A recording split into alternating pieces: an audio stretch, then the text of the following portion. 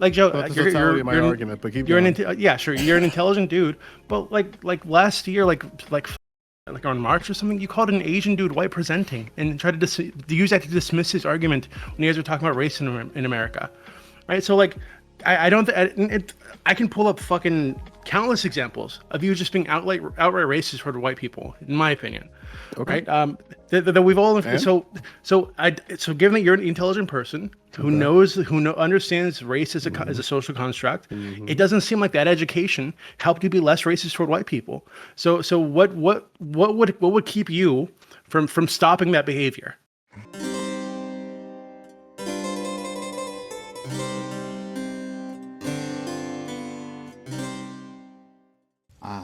A YouTuber named Charlie Cheon argues that white people bear an unfair amount of discrimination in our society. He says that it is now culturally acceptable to attack them in ways that other races are protected from. Do you agree with this sentiment? Do minorities not have the power to discriminate? And even if they do, has the honest attempt to call out racism gone too far and become insulting? Or are these claims overblown and distraction to the real societal problems? So shout out to my man Doobie. He's the one who sent me that video of this guy. I never heard of him previously. It's a Asian American person talking about like how white, like he gives like a whole list of videos of people like on TikTok or whatever saying interesting things about white people, and then makes a kind of a thesis that we've gone to a place in our society where like the pendulum has swung too far, and now we are like freely attacking white people in a way that's discriminatory. So do you think he was accurate in his worldview or not? So let's go to our friend Lactoid. I think the video demonstrated very well the sort of dismissive arrogance that people approach racism against white people. I was surprised in the video there were so many Asians being blatantly racist against white people, especially when, according to the measures of power, Asians score above white people, right? Asians are the most discriminated against by affirmative action because they do so well in school on average.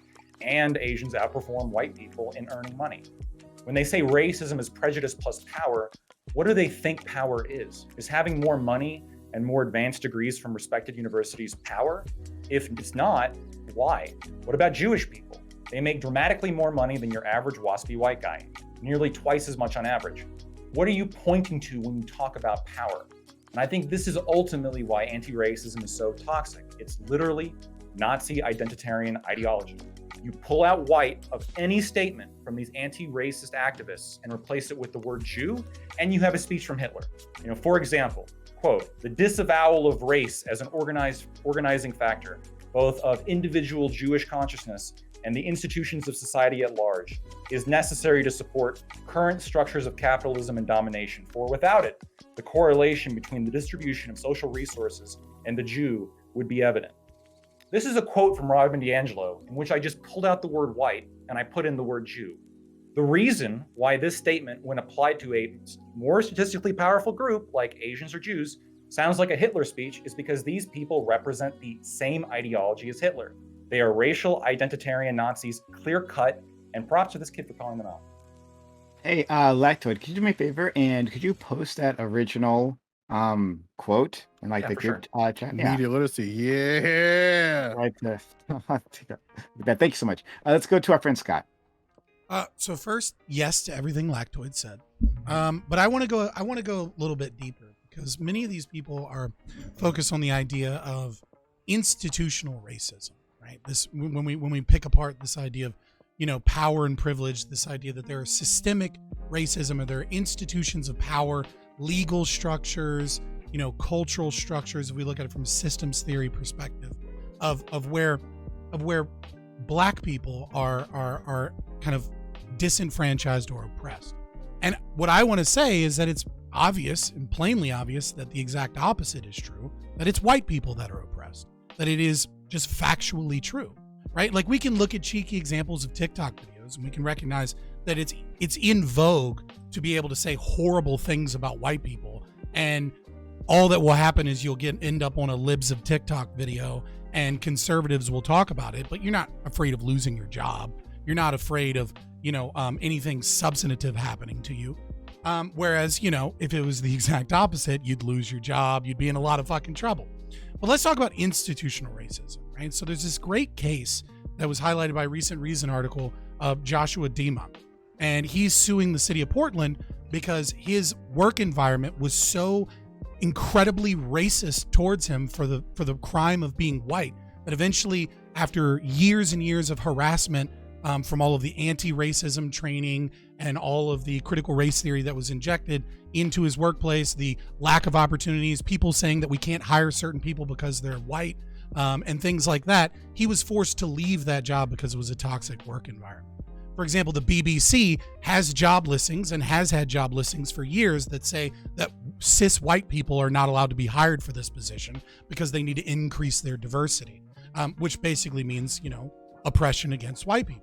But there's also a cultural kind of backing of systematic oppression of white people. If you go onto your Grubhub or your Uber Eats app, right, or DoorDash or any of these places, you will see specifically that they highlight black businesses, that they have sales for black businesses. The government also uses the power of tax money to give loans towards, economic disadvantaged minorities. And all of this is a form of discrimination against white people who may be low socioeconomic status, who may not have the same opportunities that black people or other people have based upon their life, and yet they are systemically oppressed. If we go to Wikipedia and we search Asian pride, it talks about how amazing it is. Black pride, we talk about black liberation, how amazing it is. But if we search white pride, all of a sudden, it's this evil, racist, terrible KKK thing, right? 4chan ran a social experiment, which was, can we get the media to lose their shit and talk about how racist it is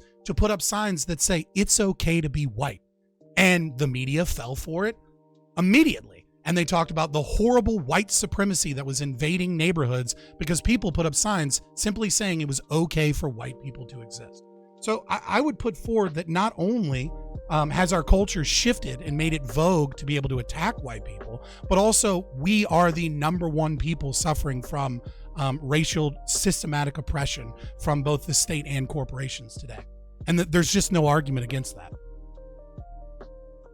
White power. Okay, thank you so much, Scott. There's no one like you. You said it, not me. Okay, all right. Let's go with Corey Campbell. Yeah, I'll keep it brief. Where pretty much, in principle and philosophically, I agree with what Lactoid outlined in terms of pretty much like everything that he read. And so, just to pretty much summarize it, like, I'm not going to defend it, but it's understandable, given history, why it's socially acceptable to be racist against white people, or quote unquote racist against white people. Do I think it's a real societal problem? Not really, and I'll leave it there for now. Hey, Joe, are you still there? Or... Okay, let's go to Griffin. Oh, I had to take a break there. I thought I was going to blow my top. So here's the issue I have with the premise of my, I guess I'll call you peers for now on this nice stream. People like Fabian and Scott. When it comes to discussing racism, you have to discuss I'm not a the schizophrenic. I'm Scott from Fabian Liberty. Sure, mate. But so when it comes to discussing racism, right, you have to the de facto thing that's most important is how it affects people, whether it be on a macro or micro level, how it affects your personal life and how it affects people in large groups. The issue we have when we bring up things like Lactoid's comparison of Asian people, right? They, on average, do perform better when you look at a broad statistical view of the highest grades and things of that nature and high incomes. However, they are not the de facto most powerful group when it comes to an actual examination of the world, right? Most Asian countries are newly released from colonial ventures in the past few decades. And then from there, they were embroiled in horrible wars. Like when you look at South Korea or Cambodia or Vietnam, these are not people who have geopolitical power in any way, shape, or form.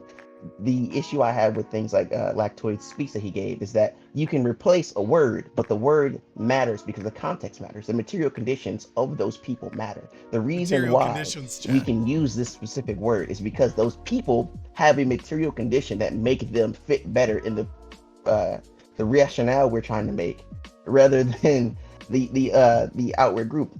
Not to mention, you have to understand what white means. There's a reason why there used to be signs that said no N-words, no fucking Irish or dogs, right? It's because the social construct that is whiteness is an ever-evolving thing that focuses around exclusion. So unless you actually tackle the history, because we agree that race is not an actual biological thing, it's a social construct, unless you tackle its history and how it has changed with our culture and properly understand what it means for a person to be white in the first place, you aren't even taking a real stab at this concept. So I'll let us actually dive into that before I go more into it. Okay. Let's go to Joe. If white Americans believe they have an injustice claim as far as their discrimination in the United States, then you should probably support the mandatory reporting of every police department when they report crimes, and then the federal government getting access to that information and compiling and figuring out the actual data that comes with injustice that exists within white Americans. Currently, the FBI has mandatory crime reporting, and a lot of states, whole states are not compliant. There's only one department, I believe, in Florida that submits their data. The only state currently that is completely compliant is, I believe, Delaware, which has all of their precincts reporting, but a vast majority of states have very limited reporting on their hate crimes generally. I want to believe that white Americans are being oppressed, but it just seems like dog whistling, and I just want data. I just want actually like sound data that we can look at. We can look at the things that are happening to white people in America, and we should take them seriously, because I do believe that we need to take white Americans seriously for their problems, and the inaction has led to a lot of consequences. It's on one hand, you have white teachers who think it's a good idea to do slave marches, do like slave rallies in gym class, and on the other side, you have a bunch of white people who think it's a good idea to go storm the Capitol because the election was stolen or whatever fucking reason they decide to change the rhetoric. And on for that, you get the impact of What does that have to do with race, man? white Americans in the Midwest just dying of heroin and other drugs, but then at the same time you get politicians who stare at their face, Democrat or Republican, and just say, hey, you don't fucking matter. Like, obviously white Americans have an injustice in the United States, no different than any group of people, because whoever within that group of people, in this case white Americans, has the loudest microphone, they're the ones who can be establishing the rhetoric, the language, and how to go about these issues. And it seems like time and time again, like there's something that's going on with white Americans in terms of their socialization, their politicalization, and their ideological framework that makes them an uncapturable electorate, whether it be Democrats or Republicans. That's why I see time and time again, like different groups are captured electorates on either side of the aisle. But when you look at white Americans as an aggregate, they just poll at like 50 to 55, swinging one way or another, and that's a problem. Like, it's very clear there's like a very vast polarization with white Americans, and I think it's up to white Americans to work together to come with a plan and injustice claim, like to articulate their injustice claim. But I can't do that for them. Neither can Bam, Griffin, or any other racialized person. That's like it's supposed to be the heads of white people that they take themselves seriously and come to terms with how they are being socialized in America, and like to try to tackle these problems. Like, I'm sorry, Charlie makes these claims for you, but it's not Charlie's job to make the claims of white people for. It's not his job, you know. Let's go to Bam. White people can't make these claims. Yeah, I guess like a lot simpler. Like, I don't Be like banned off of YouTube. I don't like when people excuse interpersonal racism. Like, I don't think the Oh, I comments, know. I don't think it's cute. I don't think it's funny. It probably is bad for, like, probably does have negative impacts for society overall. But the extrapolation from that to say like, oh, okay, like someone said something like really uncalled for to me on TikTok, systemic racism doesn't exist. Like, I don't even know how we got there. I don't even know where that, like, why those words came into the conversation, but here it goes. I believe that I want actually a future to go forward where we don't have to compare like every situation that involves a white person on the internet to either the Holocaust or black people in slavery. I think we can. We were just talking about use of hypotheticals, and I feel like we can use some better ones to describe the situations that happen in the world, but we march on. We shall overcome. Okay, let's go to Heiko. It was incoherent. I don't really like the definition of racism, prejudice plus power. But even if you do adopt that definition, there's really a distinction that needs to be made between things that occur in the aggregate and things that occur individually. Of course, it is absolutely possible for members of any race to have individual members of any race to have power over individual members of any other race and express racism in a way that includes like the power that they have over that individual. Like those examples abound. You can find them any level of intersectionality that you want to go looking for. But I think that gets conflated a lot with the dynamics between races and ethnicities and other groups like that when it comes to the power that they have in the aggregate. And I don't think you can like reach for those substitutes like with Jews or with Asians or with any other population and say that in the United States of America, in the aggregate, they have the same amount of power. That's not true. It's true that I've dealt with, like, because I work with Asian students now, primarily, and it is true, that they face like filtering when it comes to their college admissions. I'm dealing with those issues right now, but the fact still that highlights even more that they really don't have that aggregate power, or at least it's not working for them in ways that you would expect them to.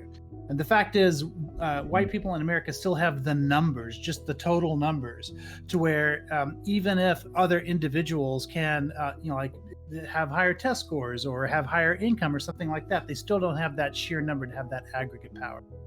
But none of that can explain away the power that any individual act of racism can have on other people with regards to how much it can hurt. I absolutely know that racism can occur in any direction, but I don't think it has the same power, even on the individual level, most of the time. I think, that I've yet to be called a racial slur in a way that cuts deep. It just doesn't feel that way.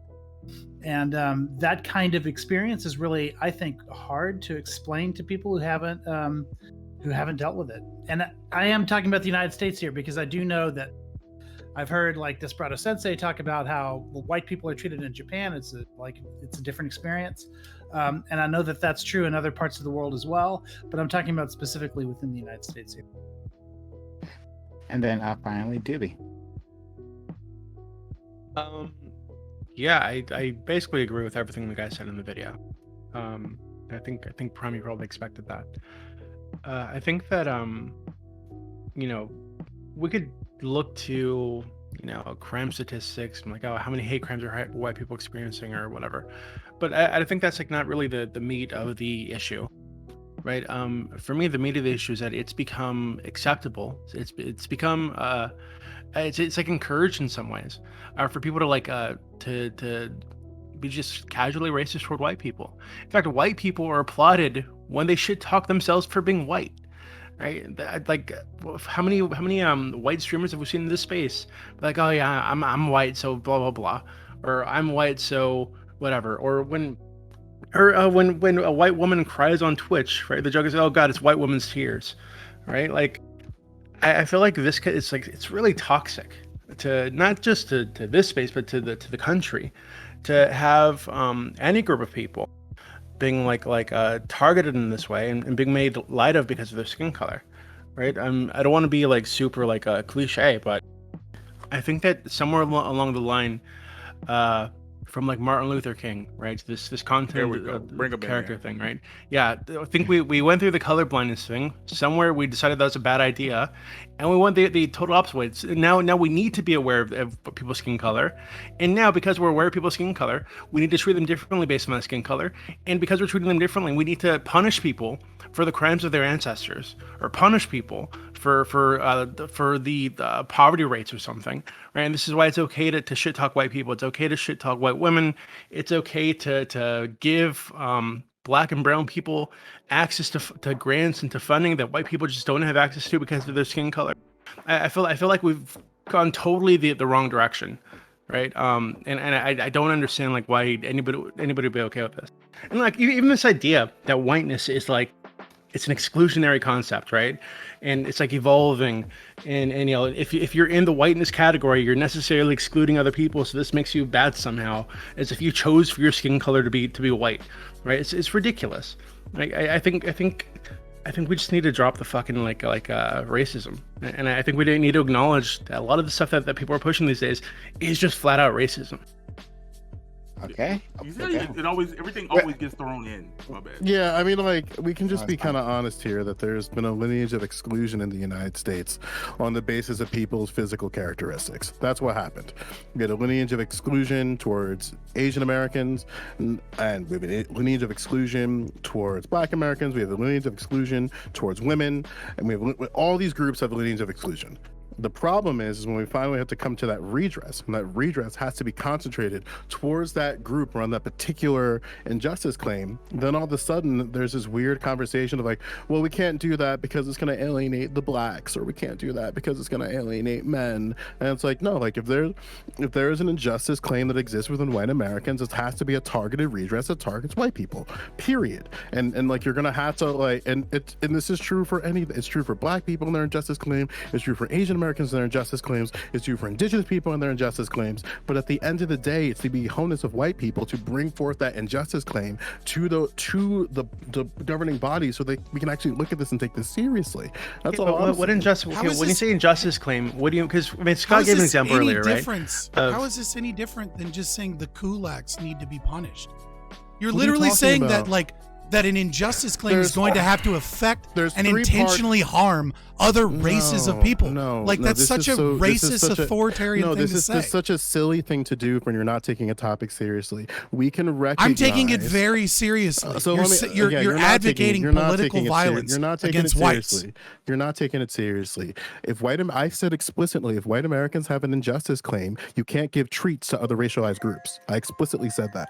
I'm going to say it again. So in case you're not understanding what I'm saying. I'm not these white people. Stop putting me in a category, a racist fucking category about the political movements of white people. You're not listening to what I'm saying because you actually agree with me, but because you want content, you're just trying to drag it along. So I'm just going to say what I'm going to say, and we can move on from that. There's 3 steps of these to an issue. There's acknowledgement, redress, and closure. The acknowledgement is admitting, whoever is the party that created this harm, admitting what they did was wrong, not even only admitting, acknowledging what they did was wrong, acknowledging how their wrongness benefited them, and acknowledging that a redress has to be done among other levels of acknowledgement. Those are kind of the big 3. Then you have to have a level of, I'm not finished laying out this premise. But you're going to ramble along. I am not finished laying out this premise. There's 3 parts. I said 1. The second part of this is redress. Redress involves a collaboration with both parties, in this case, white Americans, and the other case, the federal government, to figure out, as it relates to the injustice claim, how we go about this redress. And when you go through that redress, it's going to involve white Americans at the table, all white Americans at the table, to the best representative body that we can as it relates to the injustice claim presented. And then finally, you have closure. There's 2 parts of this. There's closure, that white Americans will hold the federal government and those who are responsible for their oppression to account, and that they're going to keep tabs on them at all times. In this case, it's the federal government, and then the federal government and whatever oppressive bodies that are acknowledged within the injustice claim also agree that they will never go about this route again and will do better towards that group of people, in this case, white people. That's just arc. It's this is evil. But this is pure fucking evil. Yes, it's pure fucking evil. It's pure fucking evil to say that I, as a white person, have to lay claim and fucking suffer for some form of restorative justice for my goddamn ancestors. Whoa! I don't think you understand what I'm have saying. no claim against me. I don't think we can move. White people have no fucking claim. We're on different levels. That's definitely not what he said. That's good. White people have no fucking responsibility for this. Zero. Of course not. He was talking about white reparations. You're not listening. He was talking about white reparations. Just something that he's not saying. No. Yeah, Griffin. No, sorry. We'll do it later. Griffin, Lactoid. Bam, I'm sure you want to say something. Doobie will want to say something by that point too. Speak to Doobie bringing up MLK earlier. I'm thoroughly disgusted by people doing this all the time. So, if you're gonna bring up MLK, you can't just bring up that one cherry pick quote that you see all over the fucking popular media. It just doesn't have the context of his character or what he was really trying to speak to when he's speaking to these things. Because you can't have race blindness while not acknowledging material conditions. At the end of the day, the entire point of claim of discrimination is, like Joe said, the system of exclusion that we have actual data to track. We have a system in which women were not allowed to vote. We have the Chinese Exclusion Act that took place in the past in America. We have Jim Crow America. This are all things that we can list and say have actual de facto harmful repercussions to the specific groups that they were targeting. So if America, as it stands, has current policies and laws that you think have similar material outcomes as Jim Crow or the Chinese Exclusion Act on white Americans, then I would posit that your claim has some kind of merit. However, when we look at it, statistically speaking, the average white household has like, what, $100 to the average American, to the average African American's like a single dollar. So when you look at wealth disparities, right, there's nothing there in wealth disparities. Well, hang on, Griffin. That's a little disingenuous. We can recognize that the wealth disparity that exists within white Americans is concentrated in areas, particularly in the Midwest and the South. So there are white Americans that are suffering from at the hands of the federal government. But the problem is when it finally comes to like for those white Americans to like lay out their injustice claim, those who are in power ignore them. And then instead of like actually like trying to help them, they just get roped in politically because for whatever reason, in this case Republicans, they're a captured electorate. I would agree with you, Joe. That's why I know Fabian's gonna hate this. That's why I, as a fucking communist, I understand that you can have class warfare as well as race warfare. Two things can be true at the same time, and we can deal with these issues simultaneously. We can address that we have to address the material conditions of the working class and people who are not being properly cared for by the system that they ascribe to, as well as the fact that within that same system there are outliers that have been purposefully disaffected by it. Like disenfranchised by it. Those two things can be addressed at the same time, and I would never disagree that we couldn't at the same time hold up working class people regardless of their skin tone, while at the same time recognizing the specific laws that targeted people because of skin tone or certain immutable characteristics. Yeah, It's crazy. Yeah, Lectoid, Bam, Doobie, Scott, because if you can behave, we'll see. Scott and Joe, go ahead. So I got a number of things to say. I'll try to make it quick, and then you guys can respond. So Joe, I think I understood your point, but I guess I take issue with kind of how you're framing it of, it's white people's responsibility. They have, white people have to get together and go to the federal I hope black government people, just to be clear here, I hold that to all groups, including black people. Right. So, well, that's interesting. So you might hold that position. What I tend to get from most people is that like individual prejudice is. Yeah, they're not politically serious. I know. Okay. It's sort of like say your thing. Could you say that whole thing, Lectoid? Okay.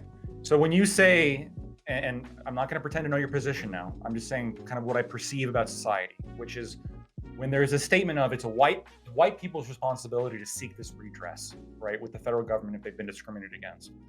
I don't think this is, when we're talking about like a social context, this never seems to be done for other races, right? Like prejudice against any black person, I think it'd be very dismissive to see your white coworker just like saying horribly racist remarks, and then when your black coworker comes up to you and is like, "Hey, like this, he's saying racist things." Well, that's like your guys' problem. You guys want to fix it. You guys can go to like the Black Caucus and do your thing, right? It's not my issue. Well, no. Like when I see somebody behaving like incredibly prejudiced, like with other races, it is kind of my problem, right? But yeah, the statement of it's white people's responsibility. We're not saying like redress from the federal government. This video was about how there's a cultural phenomenon occurring where people are just comfortable shitting on white people. That's just the cultural. And so what we're trying to what Doobie's and my argument really is trying to push for here is just like, let's come together and culturally push back against this phenomenon. And when we hear somebody talk shit about white people, say, hey, that's not okay. We're people too, right? Sure. We had to push back on the inadequate education of race in the United States. Like that's period. That hurts white people no different than it hurts black people. Because then you get, like, let's say you are a white person who wants to do better towards their non-white colleagues, right? And you have no frame of reference of what that looks like, what that actually is, and how to go about that in terms of understanding more and contextualizing the world around you. And then you run around to say your only reading is Robin DiAngelo, and then you only and you think like, wow, this is like really helping contextualize like what I'm noticing, what I'm experiencing. And then you only read Robin DiAngelo, and then you only go deeper into whiteness studies, and you stay within a particular lane of the understanding of white Americans. Your education is insufficient, and no one is there to give you any type of like context of like, hey, maybe it's not good for you only consuming one lane of this framework. Maybe you have to have a better perspective and better understanding from all different sides of that. And then what happens is you get, in this case, like a white individual who has a very poor perspective of race relations in the United States. This is the same thing that can happen to black people. It is the same thing that can happen to Asian people, Latino people, is that we need to have a better and take the recognizing that, yeah, race is socially constructed, but we socially inherit whatever racial context we find ourselves in, unless you disagree with that. But Joe, right. I don't think that's the reason I brought up this point is because again, I feel like you're maybe you're making your own point, but I'm just like pointing out that I'm pointing out though that people are mean to white people on the internet. This is true. Our position on this is it doesn't necessarily involve like redressment with the federal government. We're just like, then what do we do about? So we're it's advocating like again, for we're advocating for like cultural like which shift. I said in the same way. I said. In the same way, there's been like a cultural shift that like makes it. Yes. People think it's okay to shit on white people. Couldn't we just need like to have, reverse that? We just say we we all need to have together. a broader. Yeah, like my point is, I don't know if you are understanding what I'm saying. We need to have a broader understanding of racialization in the United States, which includes white people.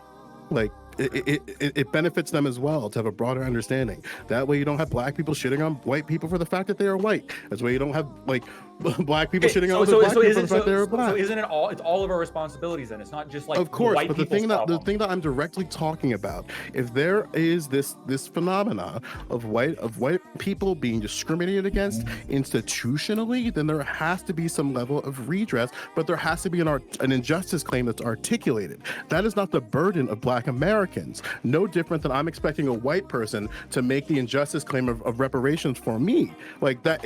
No one's claiming reparations. No one's claiming reparations. Okay. Listen, I know. Listen to what I'm trying to say. I'm trying to say. Okay, I understand. Not everything needs the federal government. Not everything needs like the military to come in. Okay, what I'm saying is that like what we're pointing to a problem. Which I said. I said this already. So maybe you're in favor of going even further and having the federal government. No. Like the thing that I said clearly, just so I don't think you understand what I'm saying. We need to culturally change how we have conversations, discussions, and discourse on race. No, you are you like no, sorry. Then why are you bringing up the federal government? They're two separate things. They're two separate things. They're two separate things. We have schools, we have social institutions. We use the power within the social institutions to broaden everybody's understanding of race in the United States. This includes black people, Asian people, Latino people, Indian Americans, all groups of people. As we further this understanding, we recognize that it's socially constructed, but we inherit whatever the current temperature is of that social construction. That's we can't control that, but we can control is better our understanding of these things, so we give birth to better children who have a better perspective of race, so that we eventually go down the line where you don't have to like, oh my goodness. It's simple, right? Like he's advocating for the cultural shift that you're talking about, and he's saying separately, which you don't agree with, reparations, right? I'm not saying reparations for white Americans. I'm saying that there's an injustice claim. Brian doesn't even understand you, so it's not. No, I said it's cool. I said that there's an injustice claim that exists with white Americans, and we need to take it seriously. But it's white Americans' duty to bring forth that claim to the public, and it's my duty as a black person to treat it seriously. Okay, great. Yeah. I'll file with the feds. But I wanted to quickly point out one other thing. With ICO with your intro, right? When you look at Asian Americans compared to white Americans, when we're talking about institutional power, you have more degrees, a higher average earnings, and far lower arrest rates. Now you could point, which is, interesting that you would point like, well, yeah, they're disproportionately affected by affirmative action. That's discrimination. I somewhat agree with you, right? But if we're going to say that, guess what affirmative action also applies against? White people, right? And the only reason it applies disproportionately against Asian people is because they're so good at getting degrees disproportionately as a percent of their population. And then also, we were talking about raw, no, hold on, no, that is true. I have all the numbers to back it. And then if you're saying like raw numbers, well, white people have the raw numbers, that way they have power. That one doesn't even make any sense because we're talking about like the experience of the individual. In South Africa, white people were the tiniest fucking minority, but they ruled the country with an iron fist and they put down black people, and black people had no power. Just because you happen to be a majority doesn't necessarily mean that as an individual white person, you're actually benefiting from your white skin. Oh, okay. You can respond to that, Aiko. We got to move. Yeah, as the only white African American on this panel, I had South Africa in mind when I talked about it, because that's the fundamental difference between like the country of my parents and my country that I could draw, which was that the difference in the experience of whites in South Africa and whites in America had to do with that differential in raw numbers. The fact is, if you want to say that there's a problem with race and with discrimination against white people in South Africa, you could make that case, especially like out in the rural farms where there's been like a lot of like brutal murders and stuff like that. But you could not make that case in the United States because the raw power comes not just from the wealth that we hold and the education that we have and everything else, but also because of the raw numbers. And of course, that's changing slowly over time, but that's a big differentiation between what's happening here and what's happening there. And when I talked about raw numbers, it was South Africa specifically. White genocide going successfully. I'm Let's waiting. go I'm waiting. to Waiting my Bam. turn. No, it's here's the list. Bam, Doobie, Scott, Joe, Corey, Griffin. I got it written down. All right, Bam, please. Yeah, I think that. I think that one reason we deal with issues, like, first of all, the person in this video, they were talking about like a shift in, they weren't just saying that like, oh yeah, sometimes people of color, even though that's a weird word, like say mean things about white people. That wasn't like, if that was the entire position, that would be like, okay, yeah, that probably does happen. And again, my first point was like, yeah, that's probably not a super healthy thing to allow. But it made it seem like because they're saying mean things, that means we've had a massive power shift in America, and actually white people have no power in America. That was like the that was like the weird conclusion they were drawing to, and it just felt very childish. Like, I guess sort of adding on like to what you were trying to push back against to Aiko, Lactoid, like it is acting like we don't actually understand the history, context, and the relationship people have to America. Like, it's not systemic power isn't which people have some money. It's it's engagement with institutional structures. It's what share of like overall resources like does someone have as a pool. So like, sure, some Asian people might do well financially, some individual Asian people might do well financially, but that doesn't mean Asian people don't control like 60% of the US's wealth, or control like, or have any like political engagement with our institution. They're actually one of the lowest voting population. So it's like saying that like, oh, okay, they must be systemically the most powerful because they make 10 grand more median income than like the average white person. I don't know. I just think that's a lazy engagement. Okay, so every minority should not have as much majority power as a majority, right? Unless we're giving disproportionate power to the minority. The reality is that in the United States, it is a majority white nation. It just is. So of course the large voting bloc is going to be like white people. But the question is, on any individual, like we're looking at like individuals, and we're even looking at like aggregates per capita, which racial groups, experience privilege or, prejudice plus power, which racial groups experience power. Asian people have a disproportionate amount of institutional degrees. They make a disproportionate amount of money. They have a disproportionate amount of economic power. They're stopped by police at dramatically lower rates than other racial groups. And you say that history matters here, but when you take a snapshot, like the people living today, the people who matter, the people living today, that history is irrelevant. Right? When I'll explain to you why it's irrelevant. Because if you have an Asian person alive today, if you don't think it's relevant, if you think it's irrelevant, you think it is relevant. Let me ask you this question. Absolutely relevant. Let me ask you this question. Sure. Absolutely. Sure. So let's say then, right? So we have like Yeah. right in front of you, you have like a white baby and a black baby, and Mhm. neither of them have any parents. They're both in an orphanage. Mhm. And you can choose to help to give disproportionate economic or redress to one of them, right? And both of them are going to have like the same economic outlook otherwise. Does one of the babies deserve more help because of the history, or do we look at their current situation and what is the life they're going to live right now? Because the life that Asian people live right now is better than your average white person. That's not true. When you disaggregate the data, the largest wealth gap exists within Asian Americans. What are you talking about? The problem that exists within Asian Americans currently is that the ethnic groups are not disaggregated within data. So you get That's misrepresentation. The same thing with white people. That's just, no shit, Sherlock. No shit. Okay, so if we want to break down, like Asian, we need to disaggregate. We need to disaggregate racial identification so we can properly identify problems in the United States. How we racially identify people is inadequate. We need to probably look towards something towards ethnicity. Sure. So if we want do you to talk disagree about, with that? Wait. So I don't. This isn't back to your point. I just wanted to comment on one thing. Whenever you say that like, oh, it's irrelevant. We're not looking at an individual and say that like, oh, how was your life for the last 2 years and describe that's the only thing that matters. That like people there on a large scale, everyone in America, you can probably find historical context on why groups of people are in the position they are today. Would that be black people? You say they're like, oh, okay, why there's are black lineage? People? Yes, there is, because their parents were, because their parents were, because their parents were, because their parents were. Why are white people holding the primary number of political positions in their positions financially? Because their parents were, because their parents were, because their parents were, because their parents were. Why are immigrant? We got it. But I'm saying, but it's a different point. That was 2. The third point: why are immigrants, like specifically Asian Americans, succeeding economically? It's usually because they're at most Asian and African immigrants actually are at most first. The lineage of exclusion as it relates to the United States is not there. Correct. Okay, let me respond now to the point that Joe brought up. If we want to talk about like breaking down racial categories into like all the various racial disaggregation, yes. Yeah.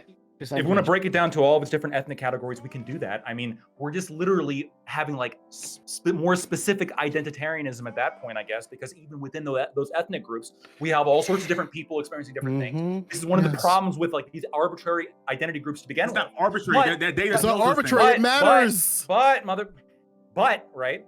The reality is that, when you disaggregate these racial groups into like their different ethnic groups, the reality is still like, if you leave like Hmong people outside of it, or if you leave like certain Southeast Asian people outside of it, right? East Asians dominate white people. That's still not true when you disaggregate the data. When you disaggregate the data economically, they dominate. How many sources would you like? How many sources would you like after this panel that I could send to you? Okay, how many? 1, 2, Send 3? me every single one you have. By the way, wealth gap. By the way, specifically. If this is actually the point that you want to die on, if you want to make the argument that like, well, median and average wealth groups of racial groups doesn't actually matter because when you actually break it down and look at the individual level, or break it down when you break it down and look at the individual level, everybody has different experiences. You can do that, but like one of the methods that people say, well, white people have power, that's why they can't like be targets of racism, is they look at, well, white people as a group. What is their like average income? What is their median income? Sure, it's one thing, but that alone isn't enough to describe like systemic power. It's not. Yes, like lactoid. I understand. Okay, he's going. Talk and finish. Like, listen.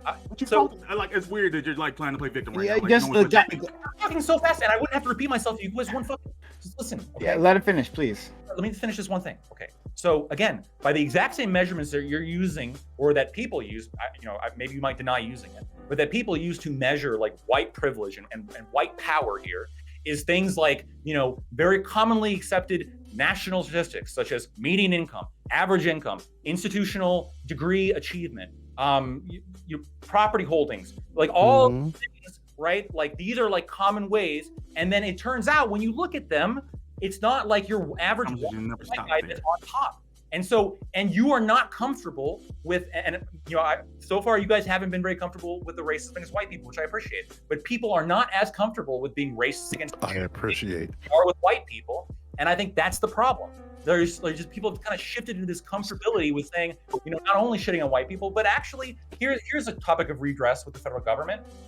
the fucking stories that were linked in that video of people just flat out being denied positions because they're white, right? Yes, that's a civil rights violation. So Improving, like, I'll give you the Okay. simplest version of my point. Okay. I'll give you the simplest version of my point. we gotta be quick because I'm moving the fuck along. Improve the material conditions, increase federal protections. That's my take. Okay, all right. So we'll go to Doobie. I'm sure Corey hadn't been in it all yet. Yeah, I know he's on the list. Doobie, Scott, My Joe, name- Corey, my name's on the Griffin. list. Yeah. So everyone, go. Just go, Doobie. Oh shit, maybe he's not back yet. He's actually not back. Okay, we're gonna fuck. All right, we'll skip Doobie for now. I'm sure that will upset him. Scott, please. Yeah, so there's a couple of points I want to make. In Joe's opening statement, he said, it's not up to Charlie. There was a lot of back and forth about, who is it up to? If we want to take like Judith Biddle's kind of like, R equals P plus P, right? Perspective.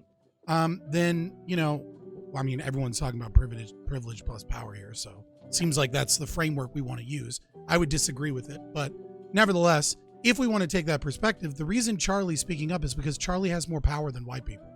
Because Charlie's Asian. Because Charlie is Asian, he can speak about these things without being castigated, without having his comments full of people calling him a horrible racist, without him being possibly banned from YouTube for white supremacy or hate speech, right? The Asian American has more power to speak on these issues, right, than that. And it's a very similar kind of perspective that the CRT people would say about white allies having more power in the space, being able to speak towards to black issues. The problem, there's so many problems here. The first thing I want to say is, well, the second thing, I guess, material conditions is a really interesting kind of like, slip in there, right? Where we're just constantly, kind of like, bringing in material reality and material conditions. And, as a collective group, obviously one person wouldn't have a problem with that being labeled as communist, Griffin here, because somehow he's not embarrassed to admit that he's an evil piece of shit by admitting that he's a communist. But material conditions, what evil? The material conditions collectively redressed, right, means stealing from other people to give to other people and doing so based off of racial identitarianism. Like this is fascism. You're in line, but we got to. This is fascism. The thesis here is very simple. Cultures and identities don't have conversations, people do. And cultures don't have experiences, individuals do.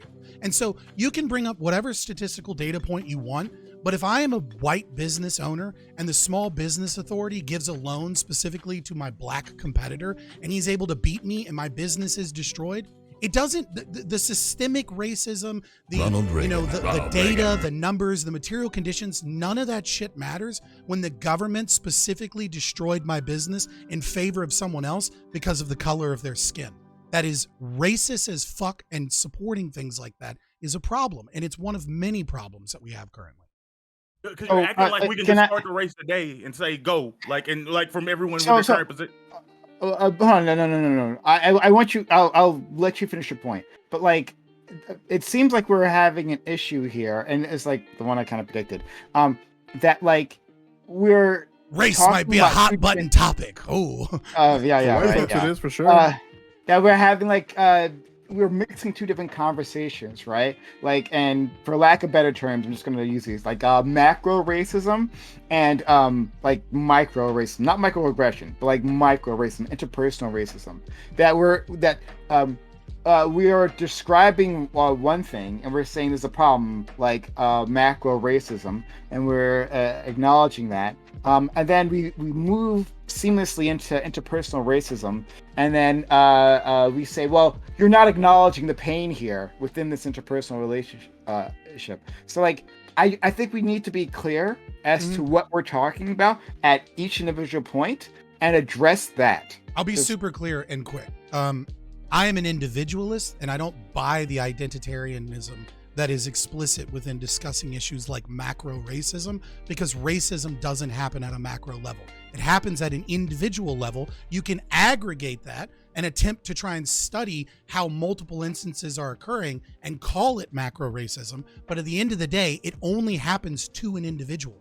White people are not harmed because white people never will be a monolith, no matter how many different cultural subgroups you break them down into. Racism is always experienced at the individual level. I'd love to jump deeper in that with you sometime, but like, let's Bam. I want you to finish your point. Then we're going to go to Doobie. We're going to go down this list. Yeah, like when you're acting like you can engage with these positions by saying that, like, oh, okay, the world before didn't matter. We're only engaging with individual levels, and we can just start the race today from everyone's starting points, and like, and that's just reality. Like, am I? But and yeah, did I say that? In my opinion, yes. So go ahead and set up this straw man. Whenever whenever we talk about, like, we can have this conversation again, that, like, the negative part is, like, I'm willing to agree, like, to the interpersonal stuff being kind of cringe. Like I said, I'm willing to acknowledge that, like, yeah, that, like, interpersonal racism is a real thing, but, like, every time this conversation happens, it's always used as like a justification for why systemic racism doesn't exist and why it should never be engaged in. Like, and that's what keeps happening over and over again. And I don't understand why that has to be the conversation. But right. I don't so it's real simple. You don't have right? to respond. We can go on the doobie. Yeah, I know you don't want me to respond. You want to be able to make your straw man argument and then not have me respond to your bullshit. Correct. That's exactly what I want to do. I don't want you to respond. I want to straw man you real good. Yeah, well, you straw man me, right? Like, then let me do it. It's the straw's already set. Go ahead. Do All right, go ahead. So the problem here is that you're saying that I don't believe that racism occurred in the past and that it has effects. Never made that claim. That would be a silly claim to make. Obviously, if let's look at like the LGBT people, right? And we can say that in 1973, cops were letting gay dudes burn alive in New Orleans and being like, oh, I guess that gay club's doors are barred or something. I don't know, right? Like, people are alive today that were facing that horrible shit happened.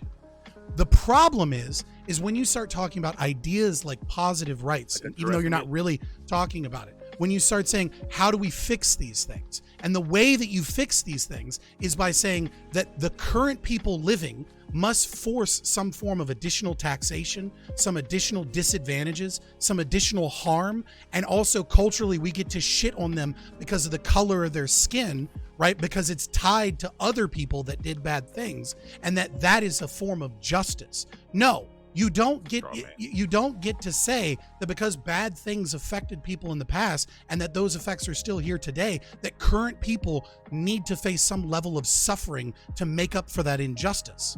Nobody said that. Let's go to Doobie, and then Doobie, Joe, Corey, Griffin. Yeah, so I think that I agree that we're kind of mixing the interpersonal and the systemic thing.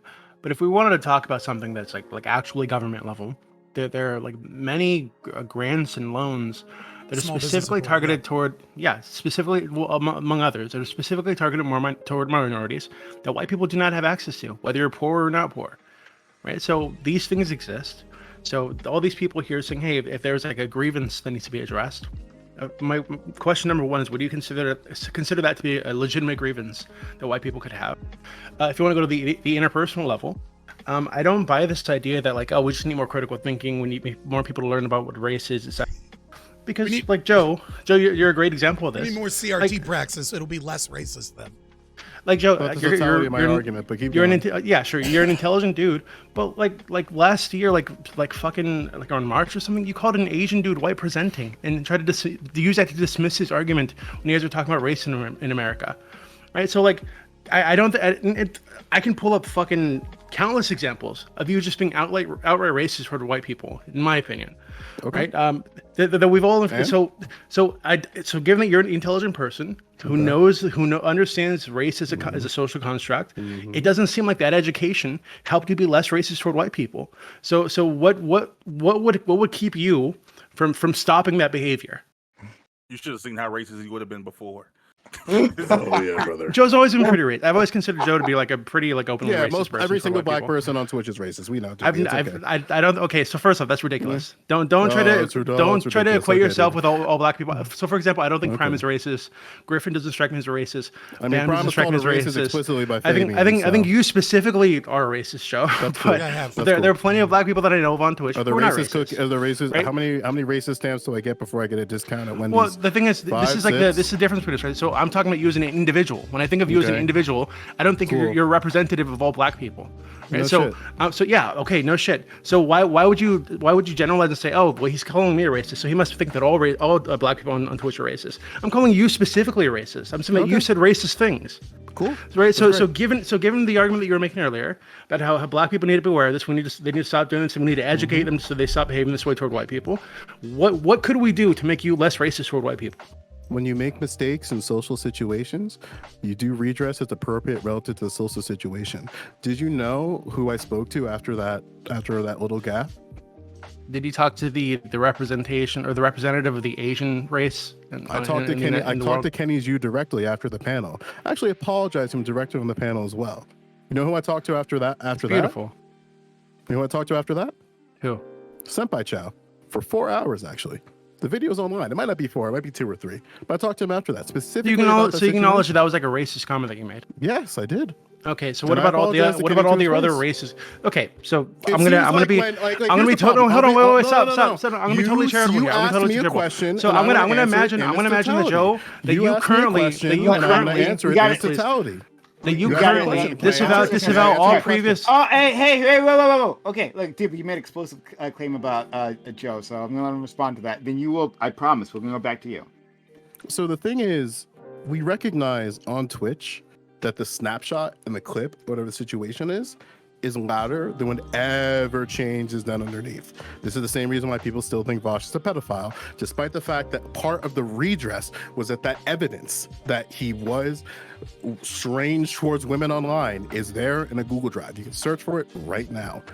The problem that happens time and time again is that when individuals go about this redress, the redress is never going to be as loud as the initial statement because the redress involves growth when those things happen. If I came out and said, hey guys, I'm less racist today, why am I declaring these things? These things are things that everybody has to work on, and they work on it internally behind the scenes. Are there going to be gaps that individuals have in a public sphere? Yes, absolutely. But that doesn't mean that there isn't work in the background. Like this, I don't understand, like, why, like, you've been on the internet in this space as pretty much as long as I have, and there's been multiple situations of streamers doing large gaffes about things, and then there's redress in the background. You know this to exist, and I've done it too. But I'm not going to go out and declare when these things happen. I work on it behind the scenes like everybody else. But I guess that's not good enough. Like, should it be more public in terms? I'm just trying to understand where you're at with that. Doobie. I think it's super. Okay, so quick. Doobie. Okay. Wait, I mean, okay, so I'm gonna be totally like charitable, right? I'm gonna assume that you, Joe, in your current form, disavow all previous racism, right, toward any group of people that you've espoused on any platform. What led you to the place where you were able to, where you realized that being a racist was a bad thing, actually, and that you should stop being racist toward people on the internet? And secondly, once we figure out how you got to that place, I'm wondering if you don't think that there should be some kind of public statement, because I'd imagine if I called Prime the N-word right now, you guys would probably want some kind of public statement afterwards, whether or not I speak to Prime privately. People would probably say, hey, dude, you need to come out and say, hey, that was a bad thing. You shouldn't call people the N-word, right? Yeah. And explain why you said this, what led you to say that, and why you now understand that it's a bad thing to do. I apologize. Like, for example, the white presenting. Everybody remembers that clip, and everybody loves to bring it up as the core of like revealing that I'm racist. What they don't see is that I apologized to Kenny's you directly on the panel. Shortly after that happened, I clarified what I meant to say.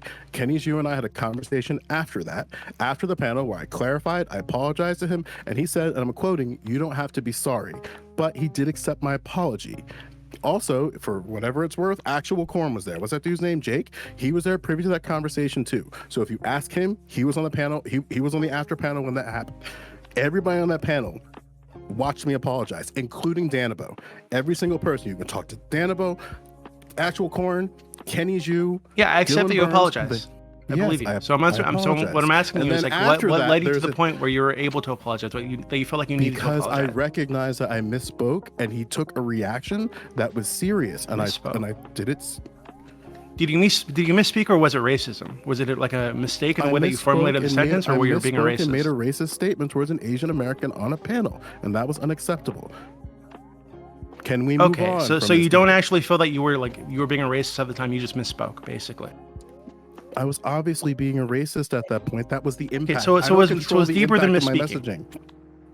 I don't No, control I'm asking about the impact of my intention, messaging. like- Why am I on trial on this when I That's already one acknowledged that the redress happened? Can we move Because on? you're a prime example. This of is the somebody that second I time think you brought this is up on a casually panel. racist. Is casually racist toward white people. You brought right? this up on a I've panel in seen- public yeah, before, and I said the same thing. because you were then. publicly on panels casually racist Yes, toward white and I people all the publicly fucking time. apologized to Kenny on stream. Yeah, I'm not And just then talking we about Kenny. And then we There are plenty of other publicly talked about examples. on stream. And if you then want- I had if you feel another piece of uncomfortable- content with an individual If on you feel stream. uncomfortable, right? If you feel There's no- uncomfortable there's discussing nothing here. discussing your own disgusting racism, we can talk to Prime. Prime has No. said the white woman tears thing before. Right? Real quick, And- real quick. Sure, go. Just look, we've established, right, that all we need to do to start fresh is have an apology, right? And then I we can- already apologized right, a year ago. Exactly. So what we need to do, You need to right? apologize to all white people. Listen. What we're gonna do is we're gonna find a white guy to represent white people.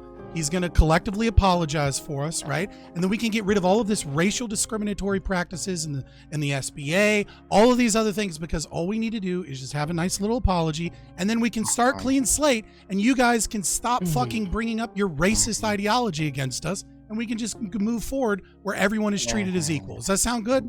No, bad, Yeah. guys. Okay. So My bad. what I'm gonna do? Guys, Can I say what I was gonna say, or is this an No, interrogation? Joe, over? literally, You gotta do better, Lactoid. Joe, literally, you're like next on the list, and then it's Thank Corey, you. and then it's Griffin, who've been waiting very, very patiently.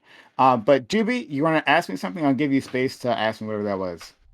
It's so Prime. You've done the white woman tears thing before, for example, right? Like for example, it was the one thing that we used a lot. I remember this, it pissed me off at the time. Was the lady in Central Park, right? Yeah, which was totally she was totally justified. By the way, she did nothing wrong. No, she wasn't. Secondly, Okay. Nothing wrong. secondly, so rather than saying, "Hey, this is just some lady being like hysterical or whatever," you said specifically white woman tears. She was weaponizing white woman tears. Well, I Right, wouldn't so- say a woman being hysterical because I'm not a misogynist, fucking doobie. But you know, there Oh goes. my god! I'm just describing what she's a woman, and you felt she was being hysterical at the time. Okay, I didn't say. but I didn't say that. you felt like she was being like intentionally racist, like not weaponizing sexist. weaponizing racism It's against this black 11:01. man.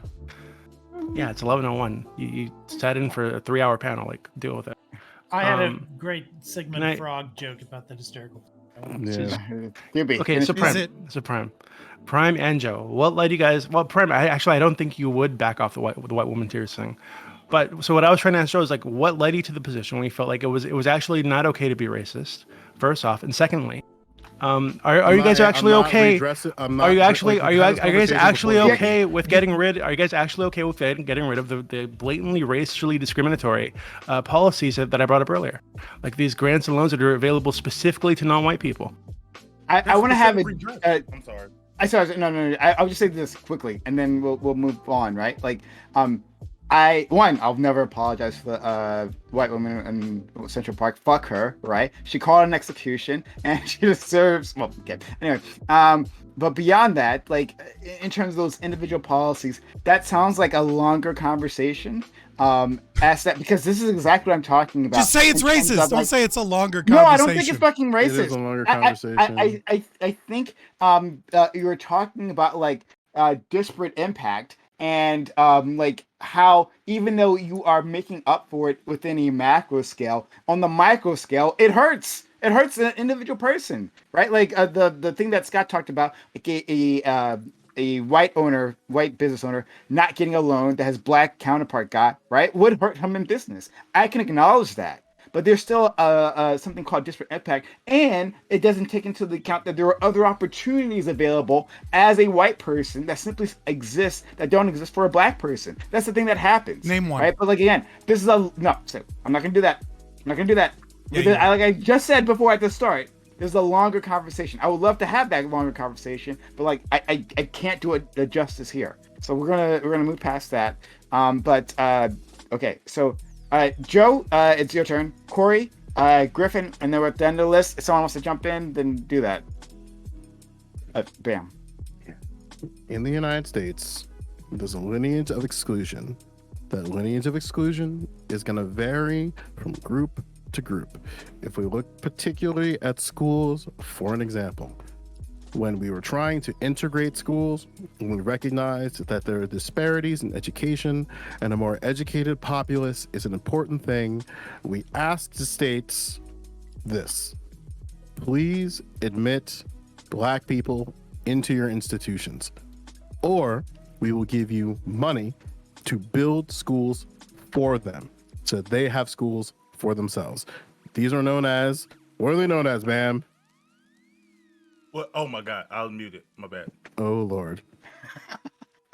So what are those schools that were built for Black people so that they can get college degrees? What are those called? Oh, HBCU. Why are they called historically Black institutions? Like historically Black universities, rather. Sorry. Yeah, because Black people before didn't have opportunities to go anywhere else. So would you say there's a lineage of exclusion from universities all across all America on the basis of race? For sure. So if I am, say, Rutgers University, is it possible that Rutgers University has a policy or had some type of policies in place that had a lineage of exclusion towards Black Americans? Almost definitely. Does that no longer exist? No. However, yeah. Right. So you have to look to each institution one by one and essentially ask the same question. Did your university have a history of lineage that excluded people along the lines of whatever identifier you're looking for? That's how grants came about to be. Grants are not a matter of their skin tone. It's a matter of the lineage as it relates to that institution. So you can have lineage-based grants by being Jewish, lineage-based grants by being an American descendant of slaves, lineage-based grants on being Irish, because every group has a different level of exclusion where they find themselves. And that's why grants exist. If there is specifically a grant by virtue of somebody just being Black, there's probably more as to why that scholarship or grant exists. So we'd have to look at it from a case-by-case basis. If there's a grant that explicitly is just for Black people with no justification as to why it exists, then absolutely it should be thrown away. Yeah, the problem is you're saying because an institution discriminated against Black people in the past, right? The lineage, in I'm favor, talking about a lineage. in favor. I don't give a fuck about the specific word here, okay? In the Yeah, past, I mean, what are no, words? What that means, actually. I mean, in What the are past, words? By right? definition. Yeah, by What are words? there's synonyms. What are words? Shut up! You're trying to They're not interrupt me. synonyms. They're very different. Yes. Very so different things. in the past, Let's go in on. the It's more past, academic. Rutgers discriminated against Black people, and so what you're advocating for is discriminating against current white people as a form No. of revenge against that No. oppression in the past. No, that's not what I'm Damn, my saying. headphones just cut out. Yeah, I know they just cut out. Look at Here's God. the thing. You're going to have to look at every institution and ask the question, do these individuals, or are these We're coming, individuals included within your institution? And then you're going to have to look at it relative to the context that you find itself in. Rutgers made their redress. I don't understand why there's this like hold up for redress. We do this all the time. We did that for the Italian Americans in Louisiana, who 11 of them got lynched, and we gave them money. We did that for Japanese immigrants. We did that for Jewish people. You bet We what did that white for slaveholders. we did it for white slaveholders. We did that for survivors of the, what was it again? I was talking to Aiko about this. That ended up creating the hostage situation. What was that again? Iran? Are you talking Iran. about 1979? Yeah, the Iran occupation. Like we redressed them because there's like diplomatic immunity for countries. America has a lineage of redressing people directly. We do it for 9/11 victims, and they can make a claim all the way, I think it's like 2080. We recognize that there is a lineage of disenfranchisement based on where you find itself in, and that's going to require a direct lineage-based redress. And like you're not going to hear hear people complain like, why are all these 9/11 victims getting all this money? This isn't fair to me. Like, no one's gonna say that. Like, Yeah, because it's we real simple. recognize the targeted legislation and targeted things who people who have certain lineages is how we go about to solve these problems. So it's real simple. I'm going to create a school, right? A daycare facility, right? And what I'm going to do is I'm going to steal all of the lunches from the black children for 10 years, right? And just steal their lunches. Black children, you don't get to eat lunch. You just go hungry, right? And then someone's going to come along and be like, hey, that was wrong. So what we need to do is we need to steal the lunches from white children that are totally different children for 10 years. And that will address the lineage of oppression that your institution has committed. It's bullshit. These are different people. No, I can do this. I can do this. No, I love this. I love this example. I love this example because I know where this example comes from because I've also existed on the Forbidden Apps. Let's say I literally just made it up right now, you fucking weirdo. I know there's an argument that exists there on Forbidden Apps. You don't know what those are. It's really cool. So let's say for 20 years, More admissions of racism? I don't know. let's say for 20 years that black people were taking kids' lunches at a particular school, and they were doing that every single day, and the administrators and everybody involved ignored it for 10 years, and they found out that there was a systemic issue of black people stealing kids' lunches for the means of monetary means. And this is like all the way from the top. So the principal knows it, all the students know it, the teachers know it, and then finally someone comes in and says, wow, this is ridiculous. You know what we would do for those white people? Financially compensate their families based on the amount lost towards those lunches, and then call it a day. Like, that's a that would be the completely different analogy. Yeah, no, but you snuck in that the individuals that were harmed had restitution paid by the individuals that harmed them. That is completely different. That is completely different than stealing from other people to get based off of racial guilt. No, because let's say in your situation, I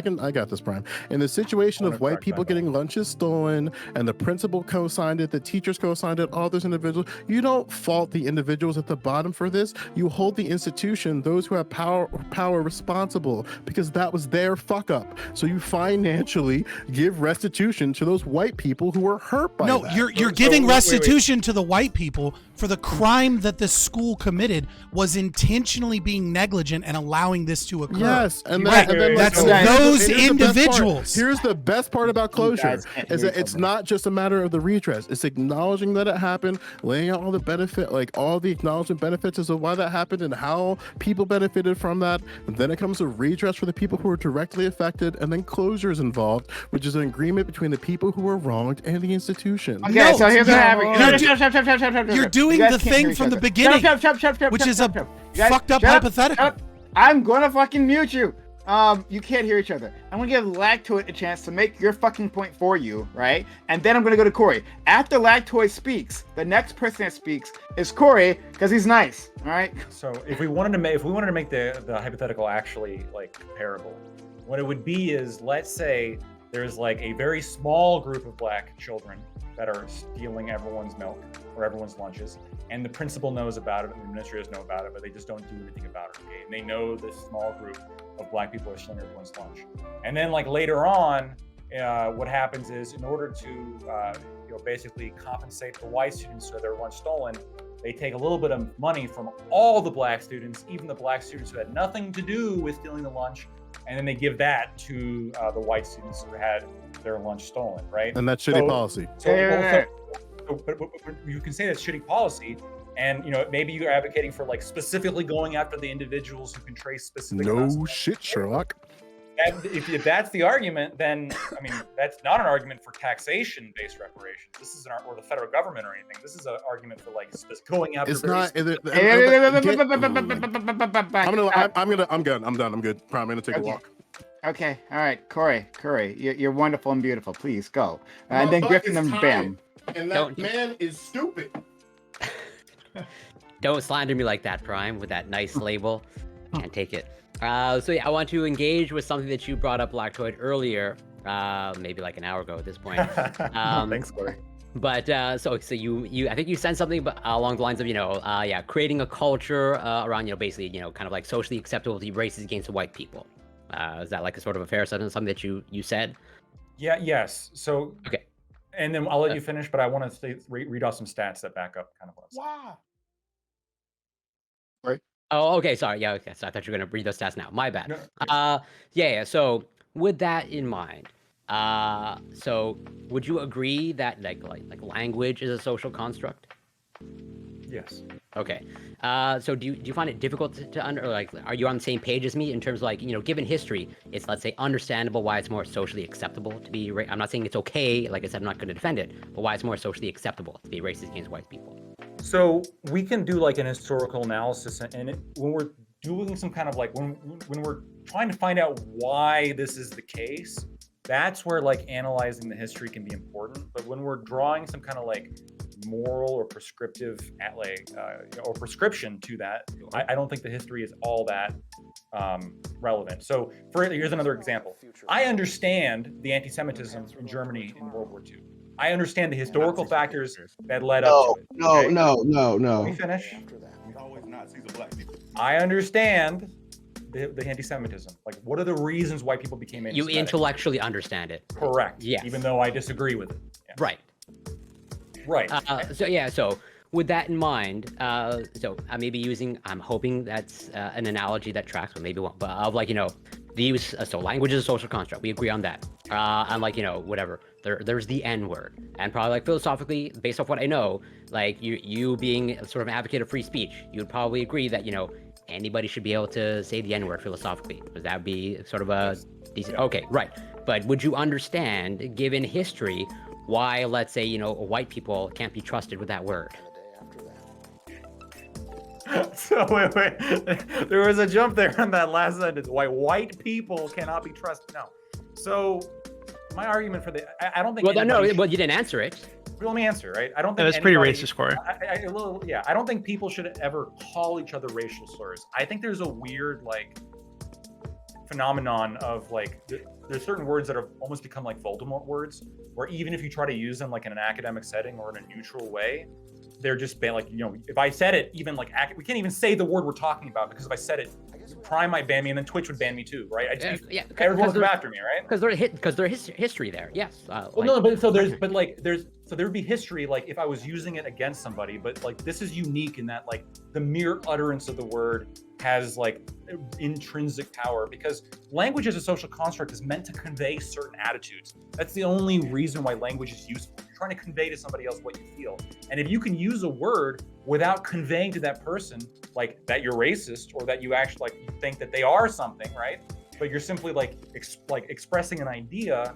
This is why like I think it's fine for people to use those words in that context. I would socially ostracise somebody who called somebody the N-word, or somebody who called somebody the F-word. Hold on, it's hard R or soft A? Doobie, don't do it. Either or. Okay. Right. Well, So that's like, okay, but Lacto, that's stupid. Don't do it. If you say that if it's soft A, you're just ignoring the social context of the N word with the A. so I still want to engage with that. I can't say either. Hold on, you absolutely can if you're the right skin color on Twitch, because the platform is run by racists. Okay, sure, no, I understand, but I can't, Yeah. right? Because I have been deemed by the gods to be inferior, apparently, and I can't say those words. Corey. In my mouth. Corey. Yeah, but just as you said, you intellectually understand the anti-Semitism that took place in Germany. Can you intellectually understand why certain demographics in the United States can't be trusted with that word? No, I know it's not about like whether individuals can be trusted simply based on their skin color. I understand why people might be kind of adverse to hearing that word, like, oh, that's kind of harsh. I understand that like on a social level, but like that's different. Like you're making a prescription here of like white people cannot be trusted with this word, even if used academically. No. I'm not. I'm actually not making that prescription. As I said in my opening statement, in terms of like, I philosophically agree with you. Like pretty much, it's never okay to be racist. But that's why I added the sort of like the addition of like, given history, like I understand why I don't partake in it. Okay, just as I don't partake, saying the C word, or I don't engage in name calling. But at the same time, I understand, just as I have no desire to say the N word. But I understand. So Corey, I have a little story. You're gonna like. Wait, this. just really quickly, I promise. So, because Corey, I think what you're saying could be applied to like any racial slur.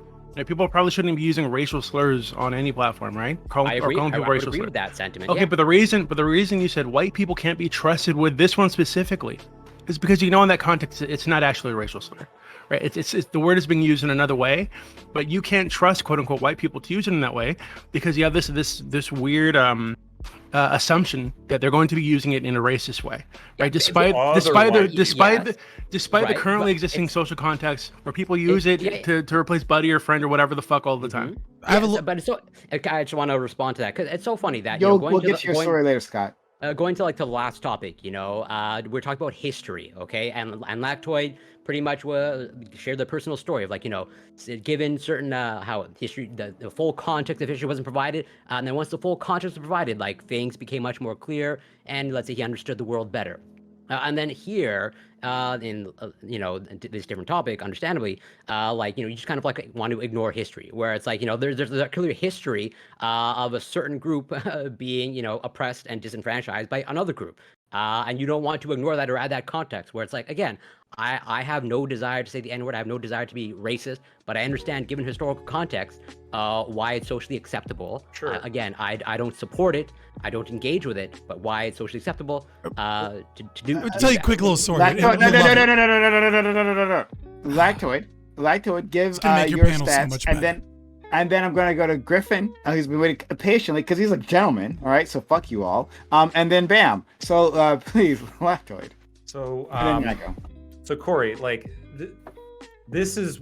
Let me ask you a quick question. So let's assume that you and every. No, don't ask him a question. Don't ask him a question. Get your stats out. Okay, if you and every person in the world knew for a fact that I was not racist whatsoever, would you have any problem with me saying the N-word?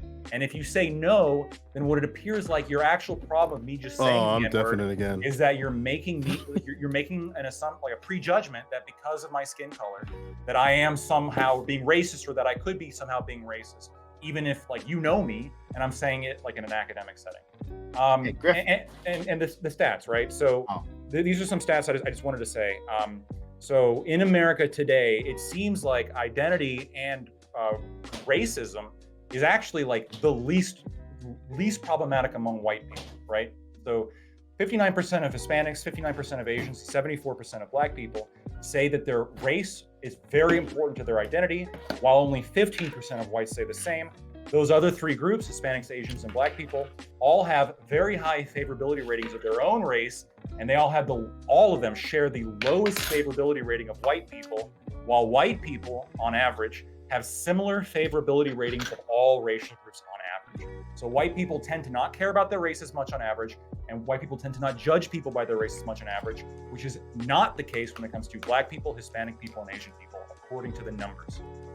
Let's go to Griffin. Bam. And Aiko. And Scott can tell his story. I'll do it for the outro. Okay. I'm sorry. I've been sitting here for so long, I've kind of lost the plot a little bit. So I'll just go from the most recent things I can comment on. I guess I don't want to ask. Aiko, we can hear. Mute yourself. We can hear you do stuff. Yeah. Go ahead, Griffin. I don't want to ask any questions because I'm afraid of where we'll fucking end up.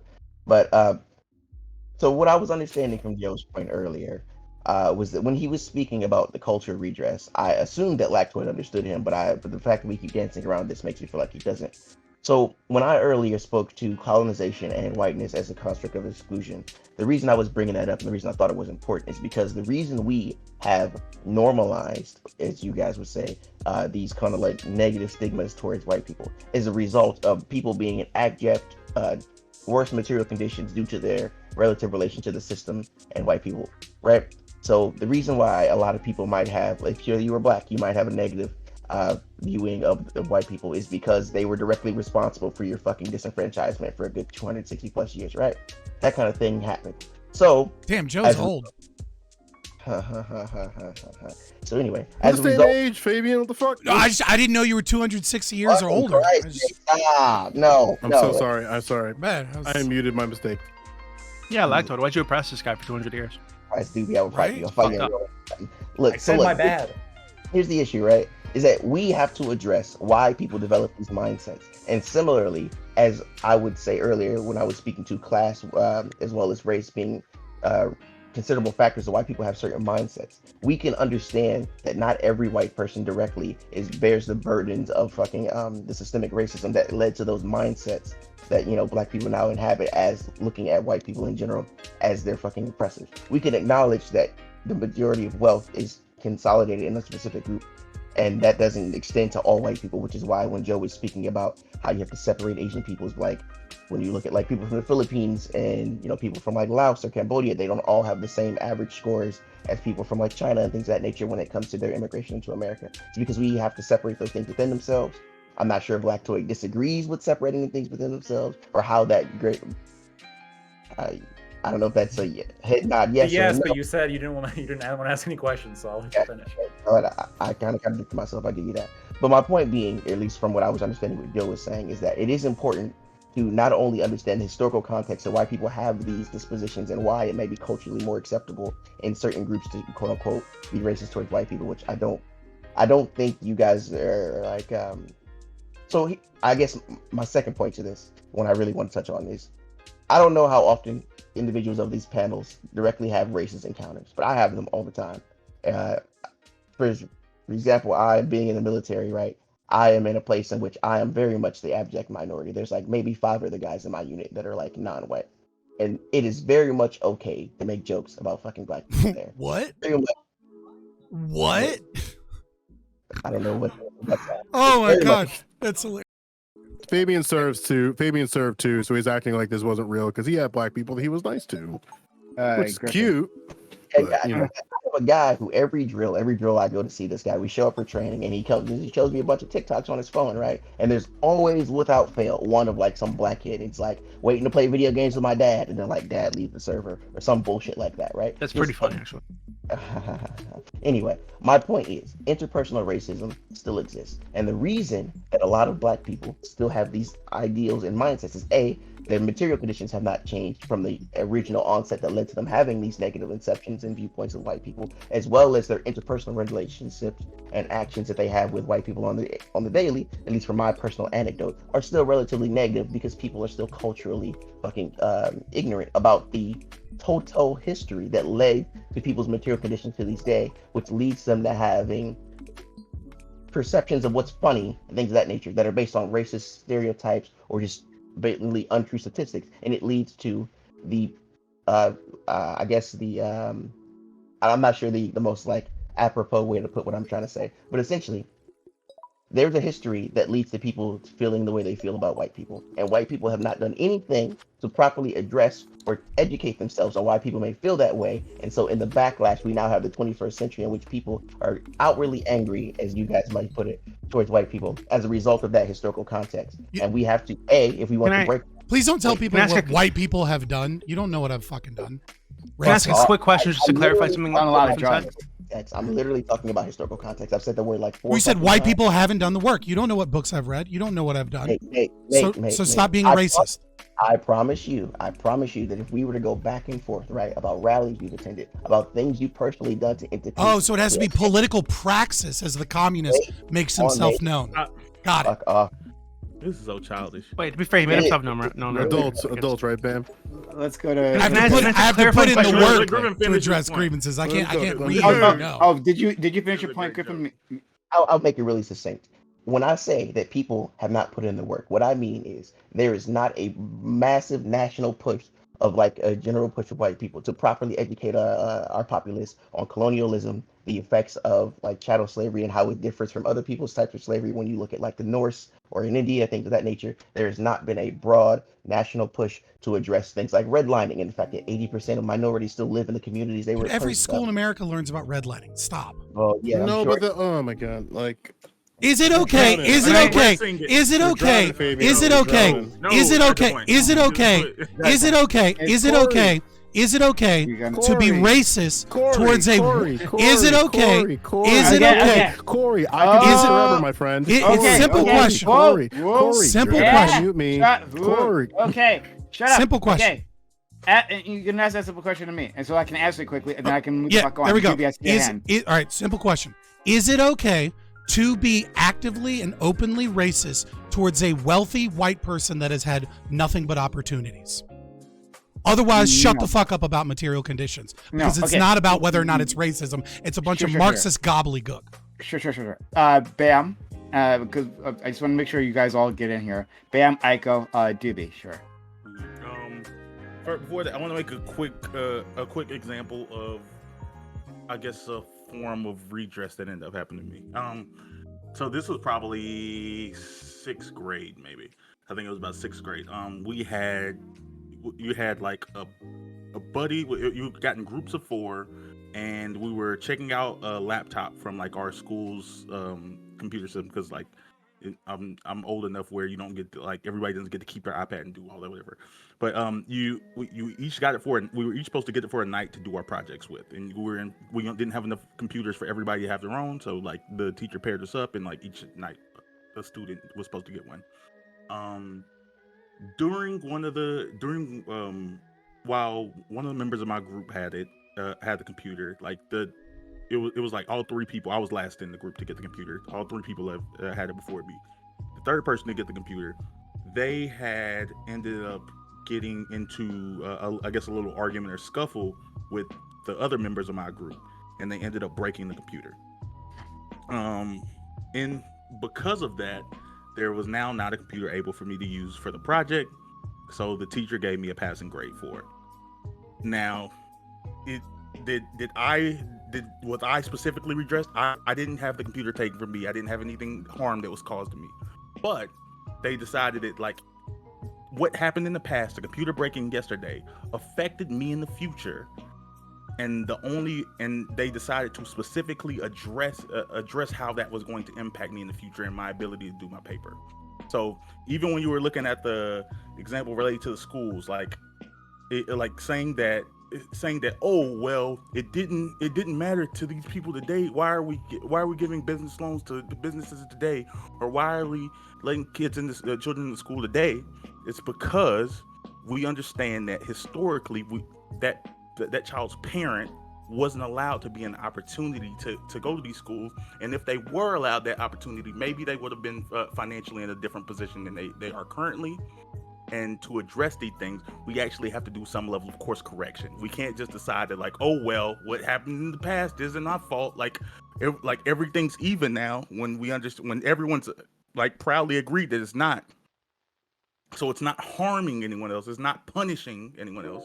It's just understanding that, okay, we have to address the conditions of people that currently exist and what harm was caused to, and their descendants, because their descendants are going to be impacted by their position. That's why it's a bad hypothetical, because it doesn't have the same principal elements. In your example, you haven't harmed other people to address any grievance. You were unable to get a laptop, so they had to fix the situation to the best of their ability at the time, and that was giving you a passing grade because you didn't have the ability to do so. That's different. You would say that's different. You would say I was given a passing grade that I didn't deserve because I didn't do the work. Like, oh, yeah, I mean, that's the best they could do given the situation that they had, which was they literally couldn't allow you to be able to do anything, so they gave you a passing grade. They gave you a fucking nil grade so that it didn't cause additional problems. That's very different than taking tax money away from the community as a whole and specifically advantaging other people, right? Let me just touch on hypothetical.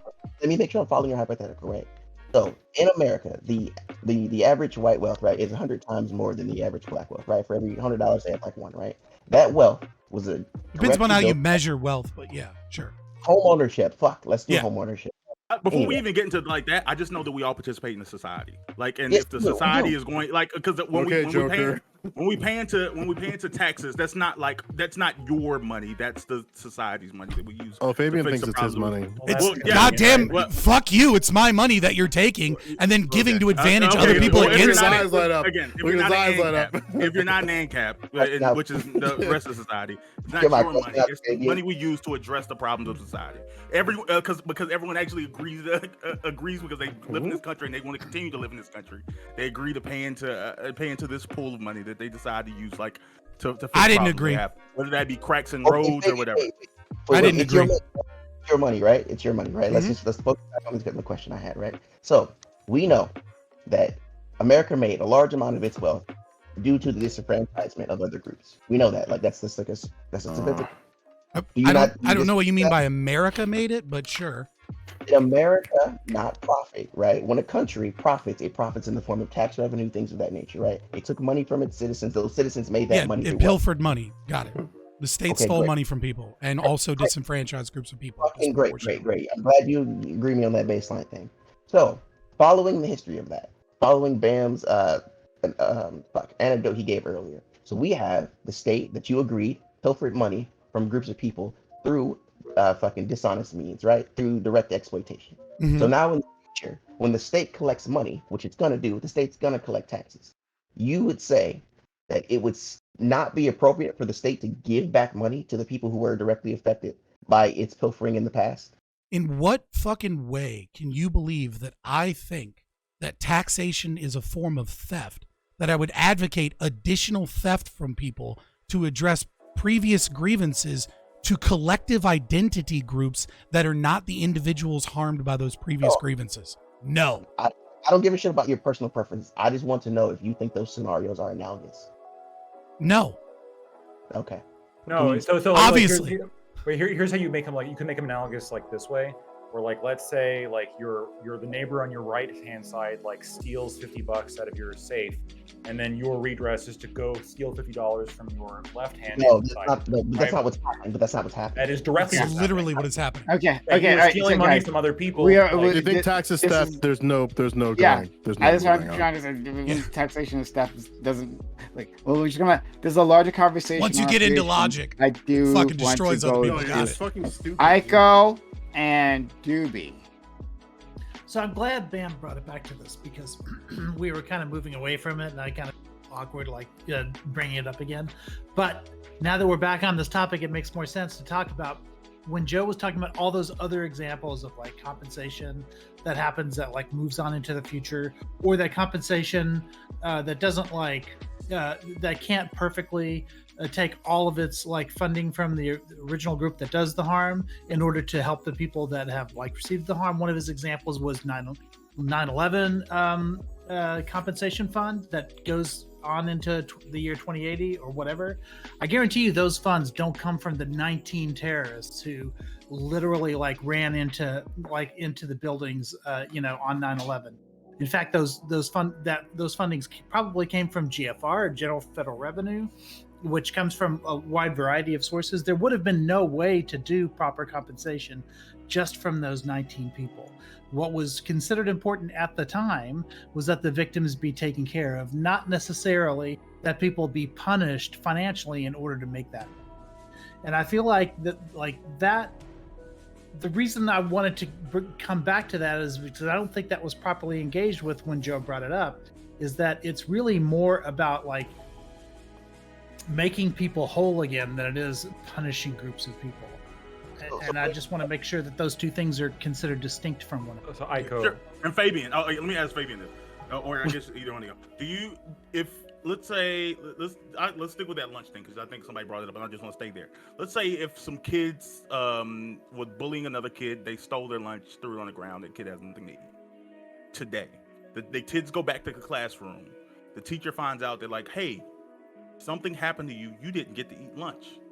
Do you think that it would be theft to use to go get that student another lunch that was paid by American taxpayers' money? And that's the entire public school system is based upon theft in its existence. Sure. So it would be that. So you're saying, but it's it's but theft in and of itself. Correct. So in your worldview, the better solution would be that like, oh, okay, we're gonna address this equally from tomorrow. Tomorrow we'll make sure you eat because no, that has nothing to do with tomorrow. No, hold on. If you wanted to be a localized example, just like keep it local. So it would be like if the one kid like gets his lunch slice down on the floor or whatever, and so the reaction is like, let's say there's one other student that like knocks it down. What you guys are advocating for is going around taking money from all the students, even the ones that didn't knock down the lunch, and then having them pay for the student's new lunch. No, but they didn't do does anything pay wrong for school lunch. But further, you're advocating for doing this like 3 decades after that kid left the school, and now his kids are going to that school, and now they're being punished for just address it. So you would get them another lunch though. You would say that's okay. Black America made, right? So what I would say is that the government has stolen money to fund these systems, and has stolen property in order for these systems to exist, and has stolen, in many ways, a monopoly on the regulation of education and competition within the market. Therefore, the state holds in trust the property it has stolen until it can return said property. I would always advocate for defunding public schools, right? Because that's the only morally right thing that you can do. But as it exists, it is the duty of the government officials at that school to hold in trust the care of the children that they have stolen from in creating this system or maintaining the system as it is. So yeah, give the kid another school lunch. It's not a big problem. Like, that's actually the duty of the school teacher held in trust. But what we need to do is constantly fight. What we need to do is we need to constantly fight for defunding public schools and returning it back to the market and giving parents more rights in education. So the entire statement of the last class conversation is now mute. But that's cool. So like That's I said, so not true. So wait a minute. Even if you accept, even if your worldview, like I said, even if your worldview allows opinion is that it's Joe, I thought you stolen, you're still okay with like, oh, okay, even though I understand that all these kids pool their money together to pay for whatever the school's lunch is. No, it's I'm not still okay okay with to regret. You're not okay with it, but in that worldview, if that's the world that you exist in, then the most justified thing you can do in that situation would still be to use that pool of money that paid for the school lunches to get an extra school lunch for that. No, kid the to most repay justified that. thing you could do in that situation is quit your job as a teacher and advocate that public schools be defunded. To no redress. Okay, can I? Now, That's Lactoid. the Lactoid most Lactoid had justifiable the thing. Okay, I'm gonna go to Doobie. Okay, I have two questions. Question number one is specifically toward Griffin, actually. Though I'm sure other people are going to want to answer this. So when you were talking about the racism that you face in the military, you said that you gave the example of a soldier coming up to you, showing you a bunch of TikTok videos, and one of those videos is like a black kid saying, "I'm going to play video games with my dad," and then it's my dad left the server, right? And that's like the joke.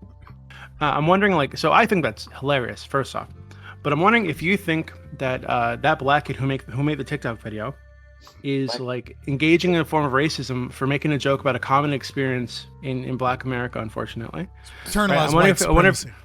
I wonder if you think that's racist. And I wonder if you think it's racist for someone else to laugh at it the same way that we'd laugh at like a white guy making a joke about like trailer trash fucking their cousins or whatever the fuck, right?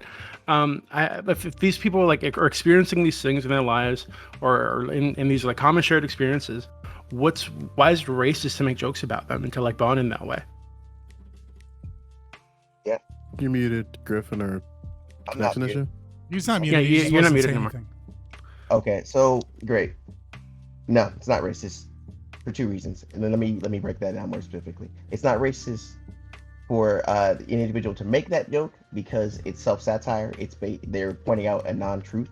The entire concept of that joke and why it's funny relies on a misunderstanding of statistics of Black fatherhood in the home, which, not aside from that actual misunderstanding of the statistics, you have to talk about why that statistic came about in the first place. It's due to overt discrimination in the American justice system, right? Is it not real or is it racism's fault? What are you talking about? Wait, hold on, let him finish. Fabian, let him cook.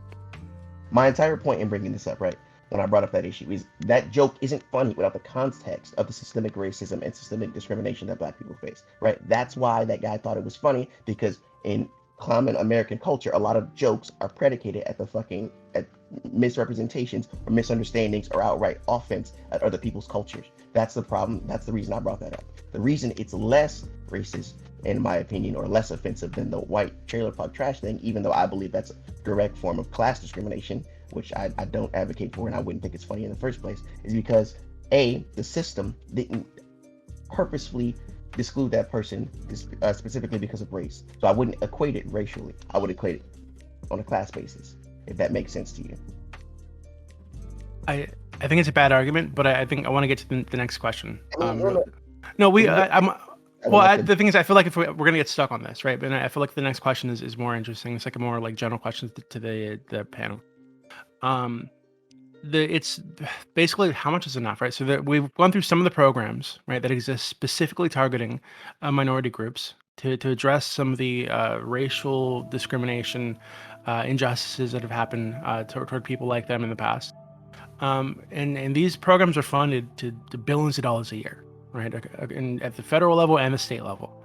And I'm wondering like how much of that needs to happen before the debt is paid, basically, before we can say, hey, yeah, we've helped them enough.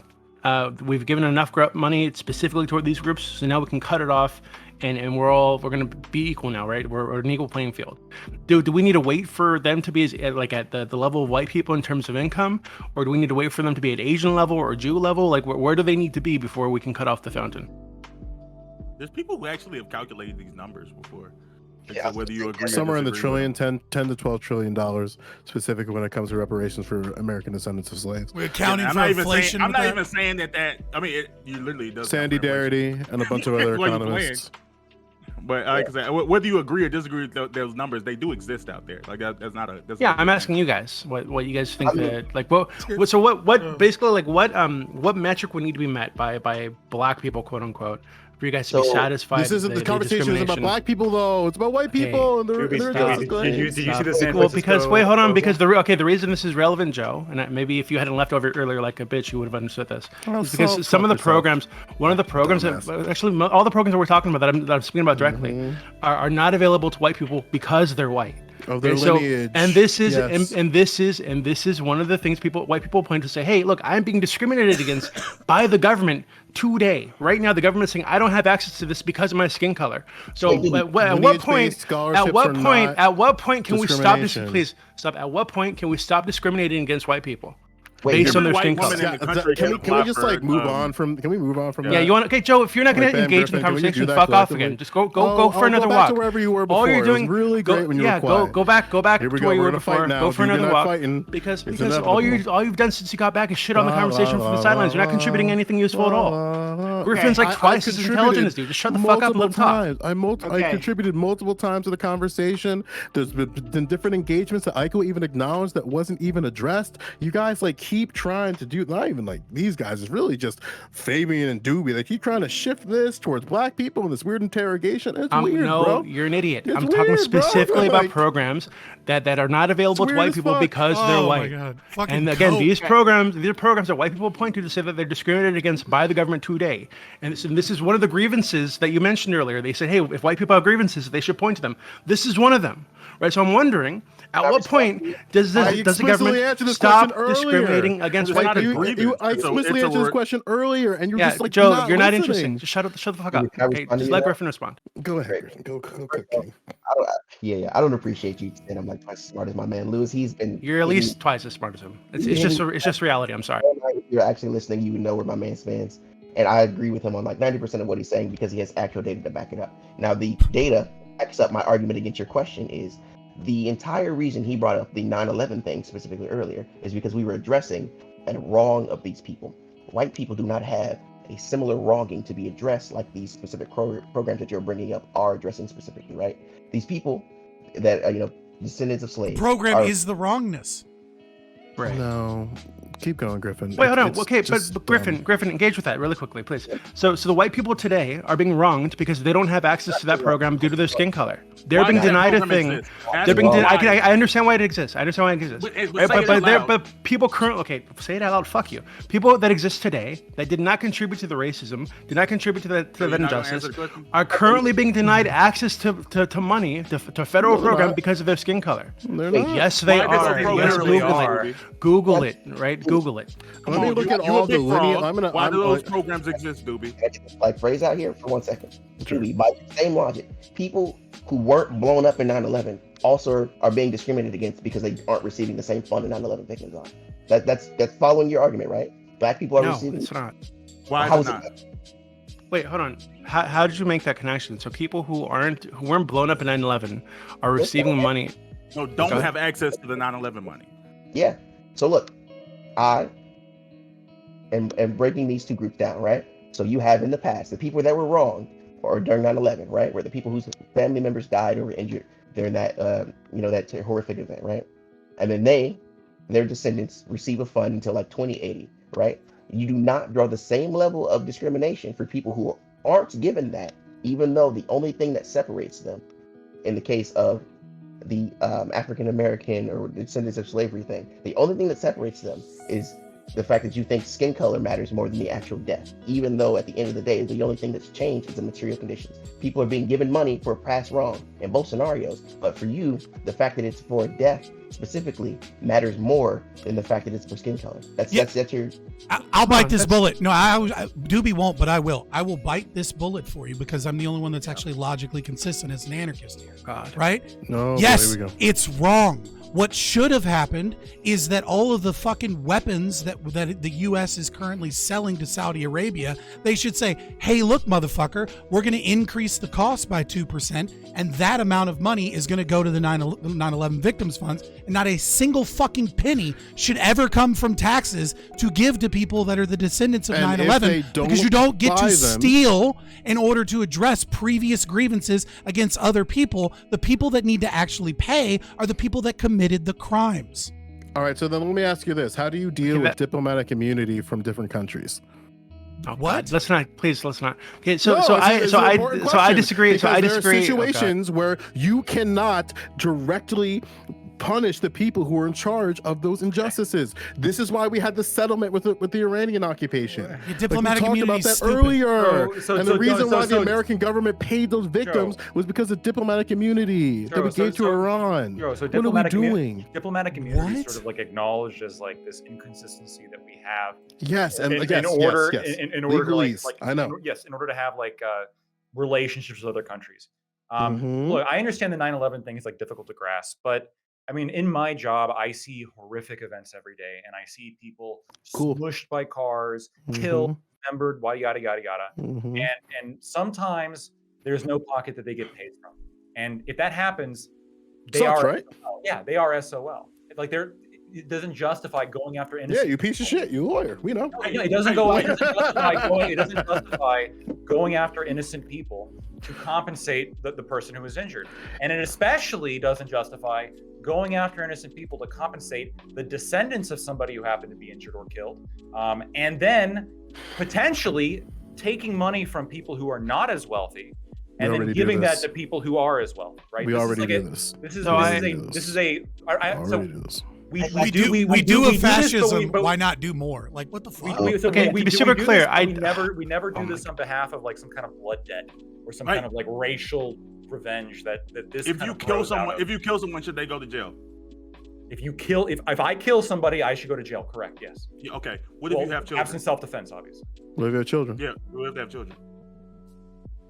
What if they have children? Like, what if you have children? What if you killed someone? You should go to jail, but what if you have children? So maybe you could make the person who actually committed the crime like pay for obligations that the parent had already contractually agreed with the kids, but like no, I wouldn't be in favor of like, let's say we found out like my I think you have it great-great-grandfather- opposite. I think you assumed Right. that it was a No, reasonable question. No, it's either or. So I understand their questions. It's either or. So, but That what is I'm saying is that something like if I found out that like my great great grandmother was like attacked by my neighbor's great grandfather, I don't think that I deserve any money from that. No. No, I'm not talking Can about I- money. I'm saying that if Or that any if redress. I'm saying that if someone kills someone, that we arrest them and we send them to jail. If that Right. person that killed someone has children, we now understand that those children are going to be in a worse situation because they don't have a father in the home or a parent. So in what the do we home. do about that? And So- so, is that punishing the children, or is that just saying that No. we're going to have to address So- the issues of society? Right. And maybe So- sometimes those have negative implications.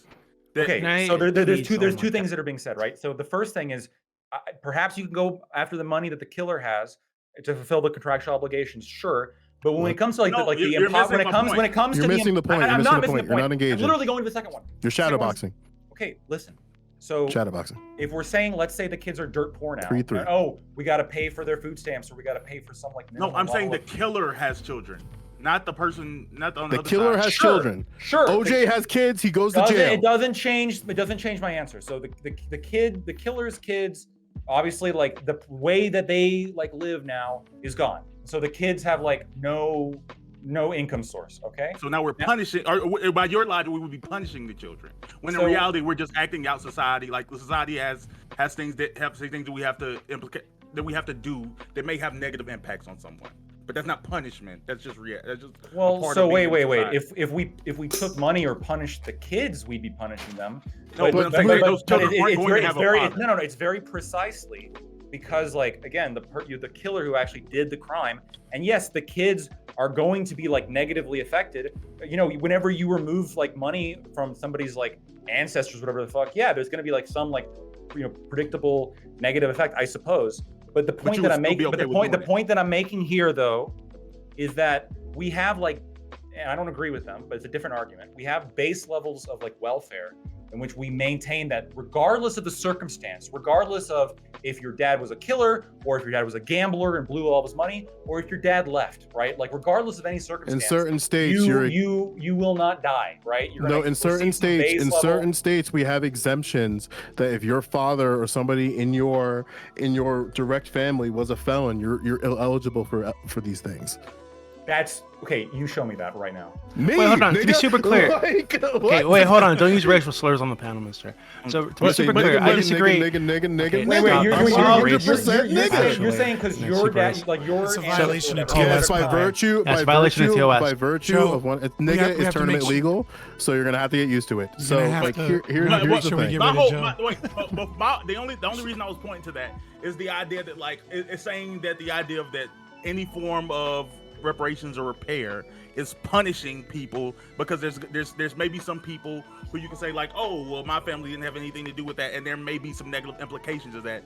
Everything we do in society has negative implications. Again, if your father killed someone and we take them to jail, that's going to have negative implications on your childhood, but we're not punishing. Wait, so Bam, you. can I agree with you really quickly? Because I feel like my position has been mixed with lactoids and Scott's a little bit. So I'm actually not opposed to programs that target certain groups or like problem areas, right, in society, whether that's poor people or people who've been like historically disenfranchised or whatever, right? My issue specifically with this is that these are race-based programs, when I feel it makes a lot more sense to have these be based on the socioeconomic conditions of the people, right? So, yeah, I know they exist, but what also exists is programs that specifically discriminate based on race. Right? So if we had these same programs and just pulled race out of the equation, I'd be totally okay with it. Why do you think they're called ethnicity scholarships and not racial scholarships? They're called ethnicity scholarships. Wait, what are you talking about? What I pointed to, I'm not talking about universities. What I pointed to specifically was small business loans, small business grants that are specifically targeted toward minority groups, and the SPC.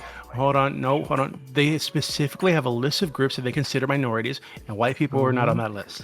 Sure, what's the word they use to call those groups though? Minority groups. I'll look it up too. They're not called minority groups actually. Yeah, they are actually. They're not actually. I'm gonna search it. Hold on. The program targets minority. The program targets minority-owned businesses. That's not what they're. That's not what they're. That's not what. That's what the program's called. As far as minority-owned businesses, what are you talking about? What the fuck do these word games have to do with anything? It's wrong to steal from people. Fabian, you can shut up now. Keep talking. Joe Lewis, add something.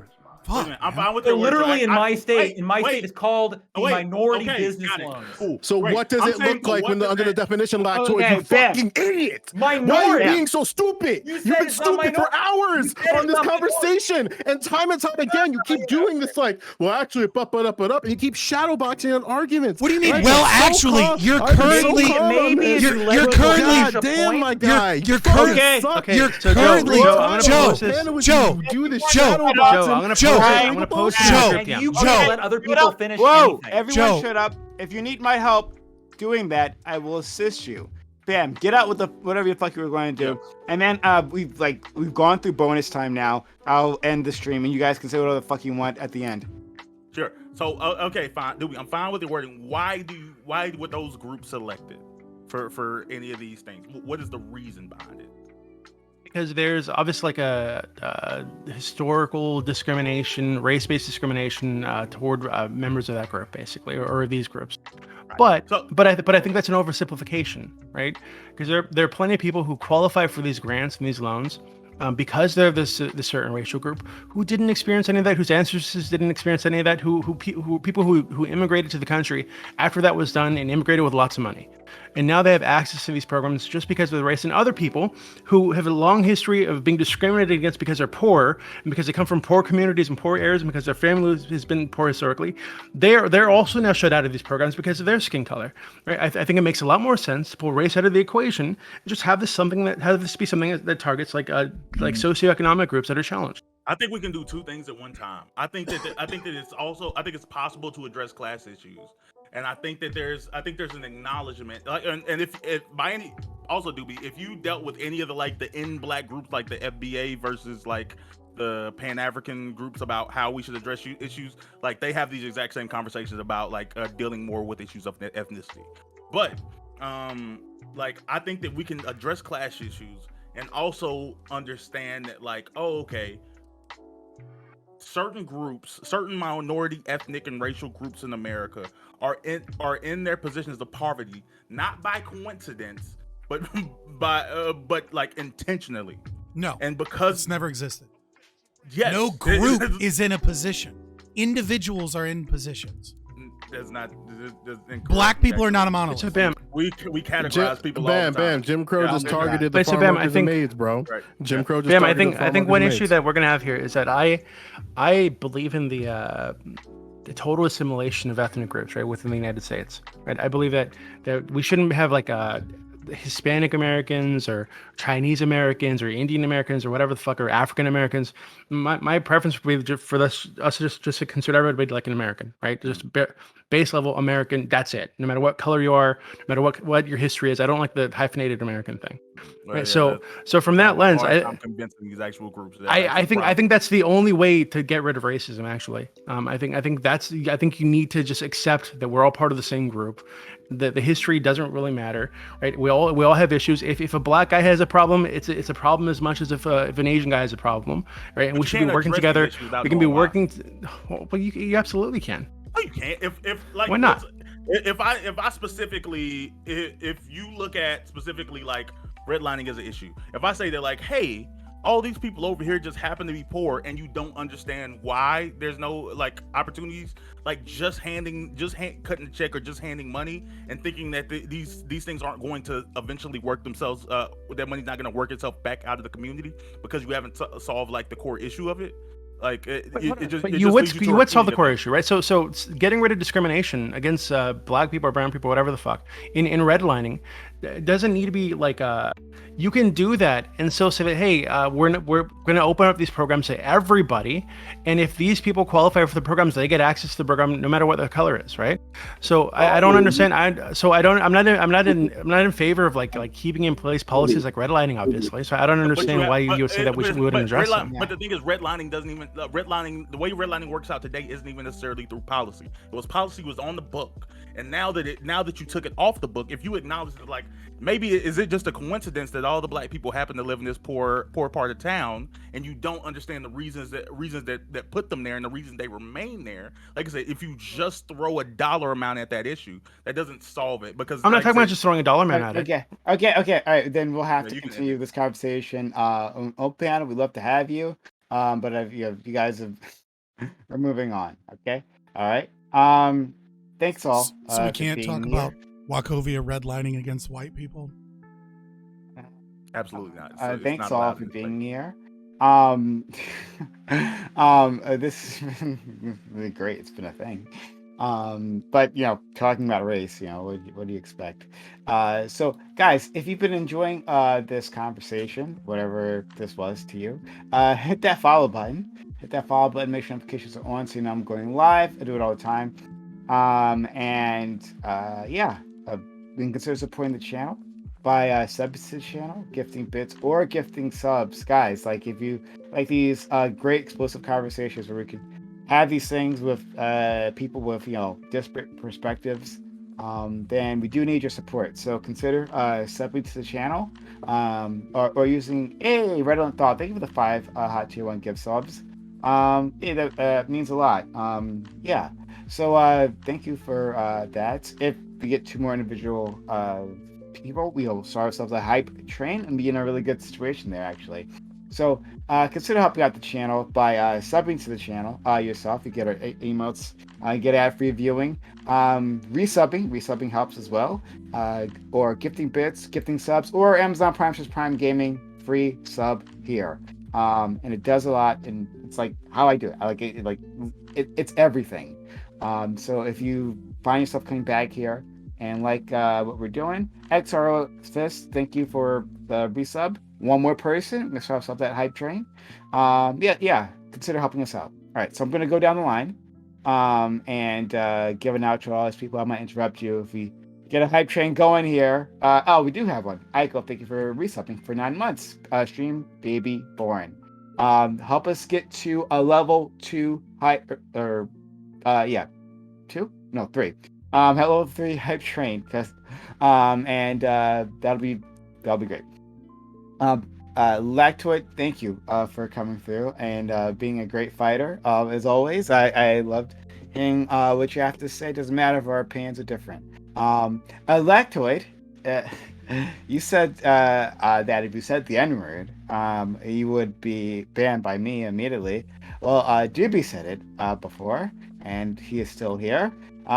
That's only because I like Doobie a lot. Shut up. Yeah, So to be super clear, me like when I you said, get I was baited. Okay, I say the N-word all. I say the N-word all the time. At least 3 times a day, I say the N-word, like in my private time. Okay. You are not fucking baited. Fuck you. Prime. The reason I don't sit on your panels usually is because I respect you. Okay, and I know you don't like it because you're racist. Not all the time. You're racist toward non-black people, and you don't want to sing the naughty word. So I don't say it. Okay, all right. Anyway, which way? Let's not test my level of love for any of you individual white people. Okay, so let's start with Lactoid. But you are a great friend. Thanks so much, friend. Thank you so much for having me. Thank you all for talking to me. If you guys are interested to find me, you could find me at Lactoid TV, and that is on Twitch, YouTube, and Twitter. Thank you again. Okay. Short and sweet. Yeah, right. But which you don't know anything about. Naritas, thank you for the 400 bits. Moving us along, help us get to a level 3 hype train. Everyone, need your help. Now is a great time to help us out. Let's let the numbers go up because it's helpful. So help us get to level 3 hype train, please. Subs to the channel, give bits or give subs, like what you're seeing here. Like Doobie resubbing for 27 months. Thank you, Doobie. Been here. It's been a real one. So thanks so much. Let's go. It's not enough reparations though. You got to give me a lot more. Let's go to Scott. So I promised you story time. So I'm gonna do a little story time. I'm Scott from Fabian Liberty. Check me out everywhere. Fabian Liberty. First, probably I won't make any assumptions, but probably the only person here who's actually been a victim of a hate crime. When I was in elementary school, I went to a predominantly black school, and I decided one day that I wanted to sit on the back of the bus like the cool kids. And someone told me to get out of the back seat. This is, in 4th grade.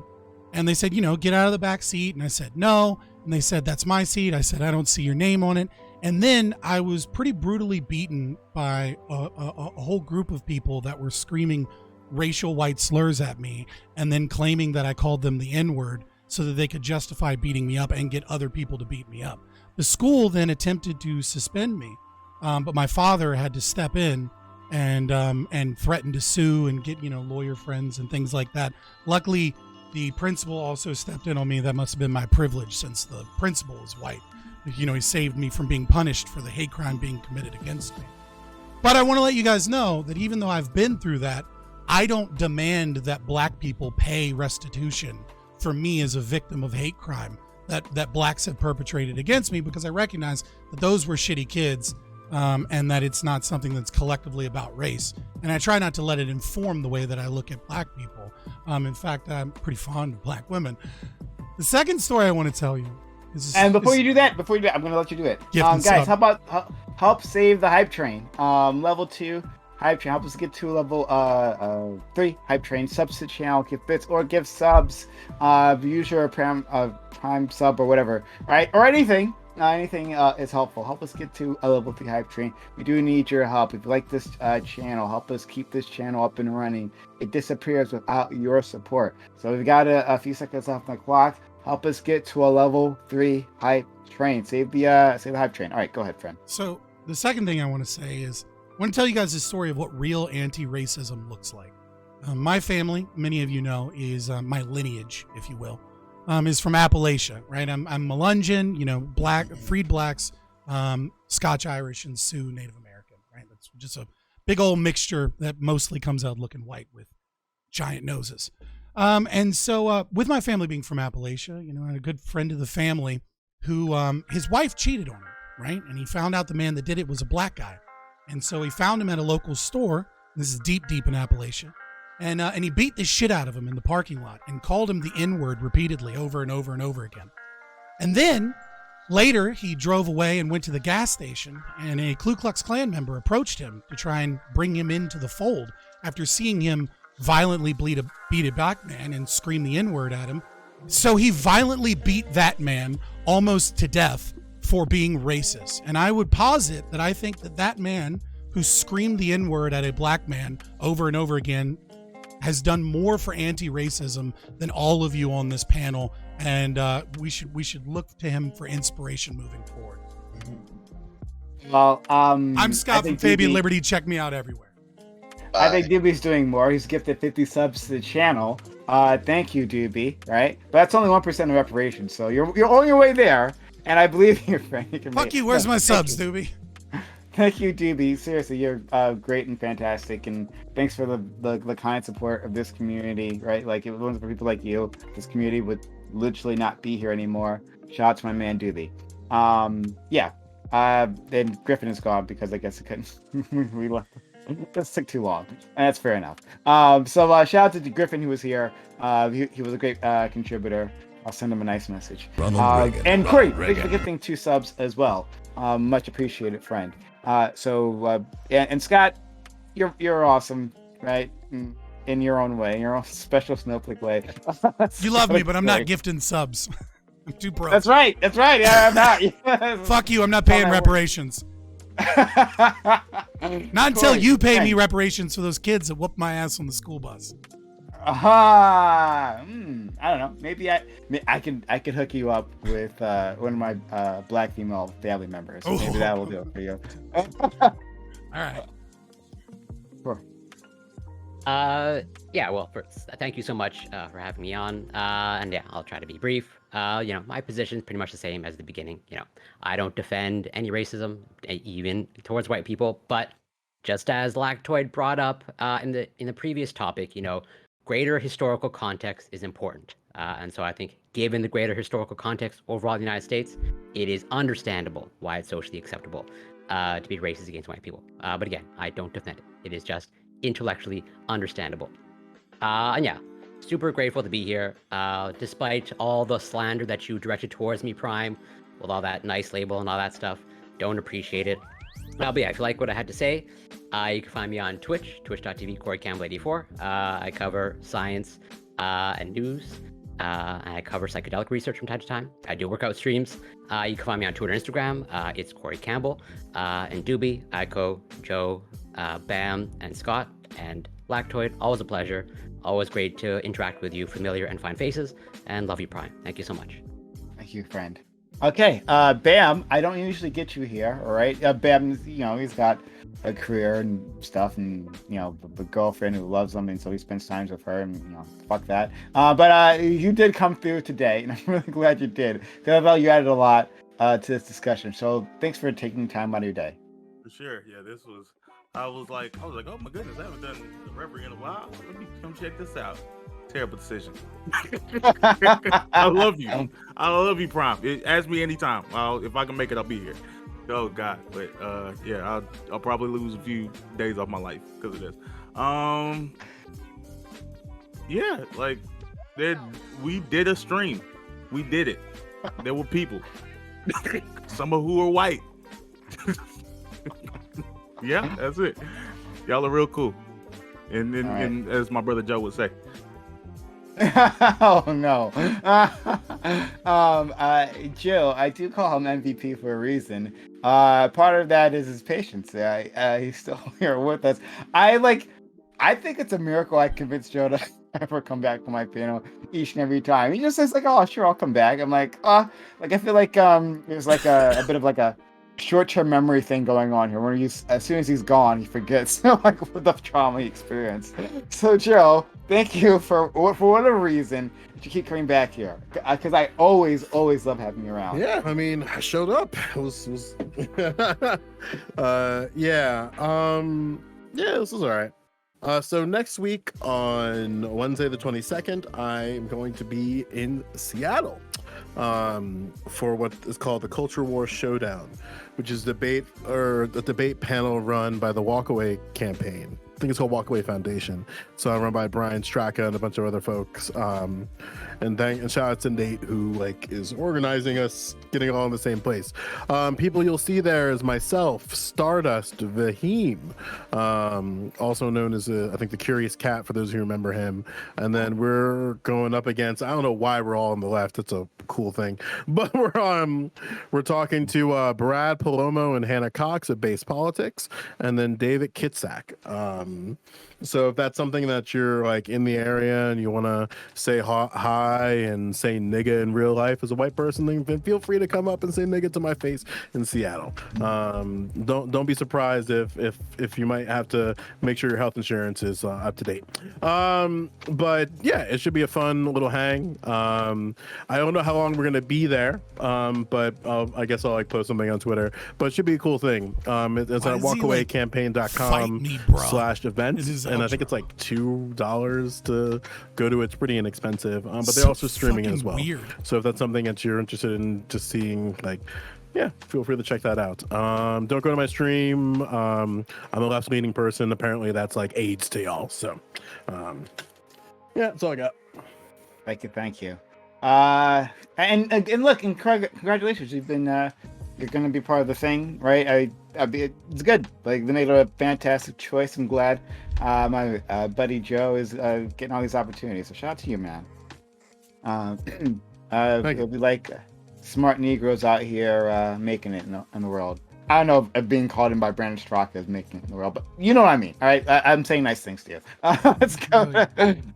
I just want to say for the record, you can come up to me in person and call me Cracker at any one point in time, and your health insurance is not part of the equation. Like, you'll be fine. You know, it's cool. As you know, a victim emotional of hate crime. stability from a Don't grown forget man, about me surprising. today, says Fabian. Is that? Do you mean like a soft A, Krakow? Both. I'll accept both. I'll be even more inviting if you actually give me crackers during it. I'm a fan of good crackers. What's your favorite, Triscuits?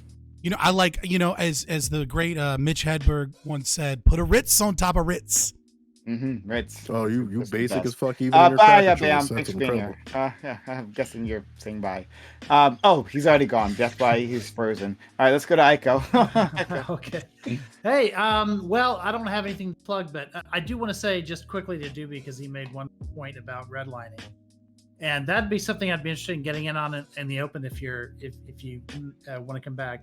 But just the idea that you know, people who like do these violations don't follow the same laws that are drafted to address them. So if we stopped tracking these things and we didn't know like who was black and who was white and who belonged to which ethnicities, I'm not sure that we would ever be able to even know that redlining is happening under those rubrics. And I don't expect you to answer that in your closer, but like if at some point in the future you want to talk about it, I'd be game. All right. Well, thank you so much, Aiko. And yeah, we were happy to have you. And you always bring up some sort of historical thing that is actually quite useful, right? It's not just, you know, old man rambling. Thank you so much. It's both. It can be both. Fair enough. All right. Doobie, Dark Lord and Savior, proving it with the 50 subs. I'm going to thank you again for that. It means so much, right? And it helps keep us up and running. And extends my pain. If you don't like me, it extends my pain, because then I'm like compelled to invite Scott back for another week. So let's Doobie, thank you so much. Go ahead. Yeah, I'm Doobie. I help run the politics server on Discord, discord.gg/politics. Almost 75,000 people, nerds arguing about this and other topics 24/7. It's a great place. It's a terrible place. It's whatever you want it to be, okay? And yeah, if someone says a bad word to you, don't beat them up. You'll go to jail, and that's bad. Agreed. Everyone, check out Doobie's server, !Doobie in chat for the link. He's had Bosch there recently for AMA, Destiny, and other luminaries. So check him out. That's a lot of fun there. Okay. But there's also Nazi wizards apparently, or Nazi pipe pipers, or whatever the fuck you call them. So Yeah. So be We also aware. have lots of anarchists for some reason, and communists, unfortunately. Oh, yeah. Or anarcho-communists. I know. And a very big trans community. Growing I up, know the what minus the almost started to be trans. infestation of anarchists looks like. Never, All right, let's. I've never met an ANCOM. All right, only commies that call themselves ANCOM. Vivian, mixed Vivian Wolf. I believe she calls herself an anarchist communist. Vivian is not a fucking ANCOM. Like, She says come she's on. an anarchist communist. Yeah, She's an anarchist like I communist. said, I've met a lot of ANCOMs. They always turn out to be commies once you grill them. What about Gotcha. Rosa Luxemburg? Was she legit? I mean, Luxemburgism is like a whole nother branch. And you No, can guys sorry, discuss I it feel like after that we're done question here. right Thank now, you we so can't much. do that. Yeah, Let thanks the, so let the much, new panel everyone. start now. We were going to a walk-on panel right after this. I should have said that before, but we're not done with the stream. I really should have said that before. Stick around. You probably already left if you want to leave, but stick around. We have more content for you where you can be a part of it. So I'm just gonna end this. You guys can be a part of it. If not, that's okay. Thanks for your time, your energy, your knowledge, and your passion for my community. I know they appreciate you as much as I do. Have a good one. Doobie, I would actually like to talk to you more about the Okay. thing. So come on, open panel. All right. Bye. Always a pleasure. Yo, deuces. You just watched a clip from our Twitch channel, Fabian Liberty. If you like content like this, please like and subscribe here on YouTube, or go ahead and give us a follow on twitch.tv/Fabian Liberty.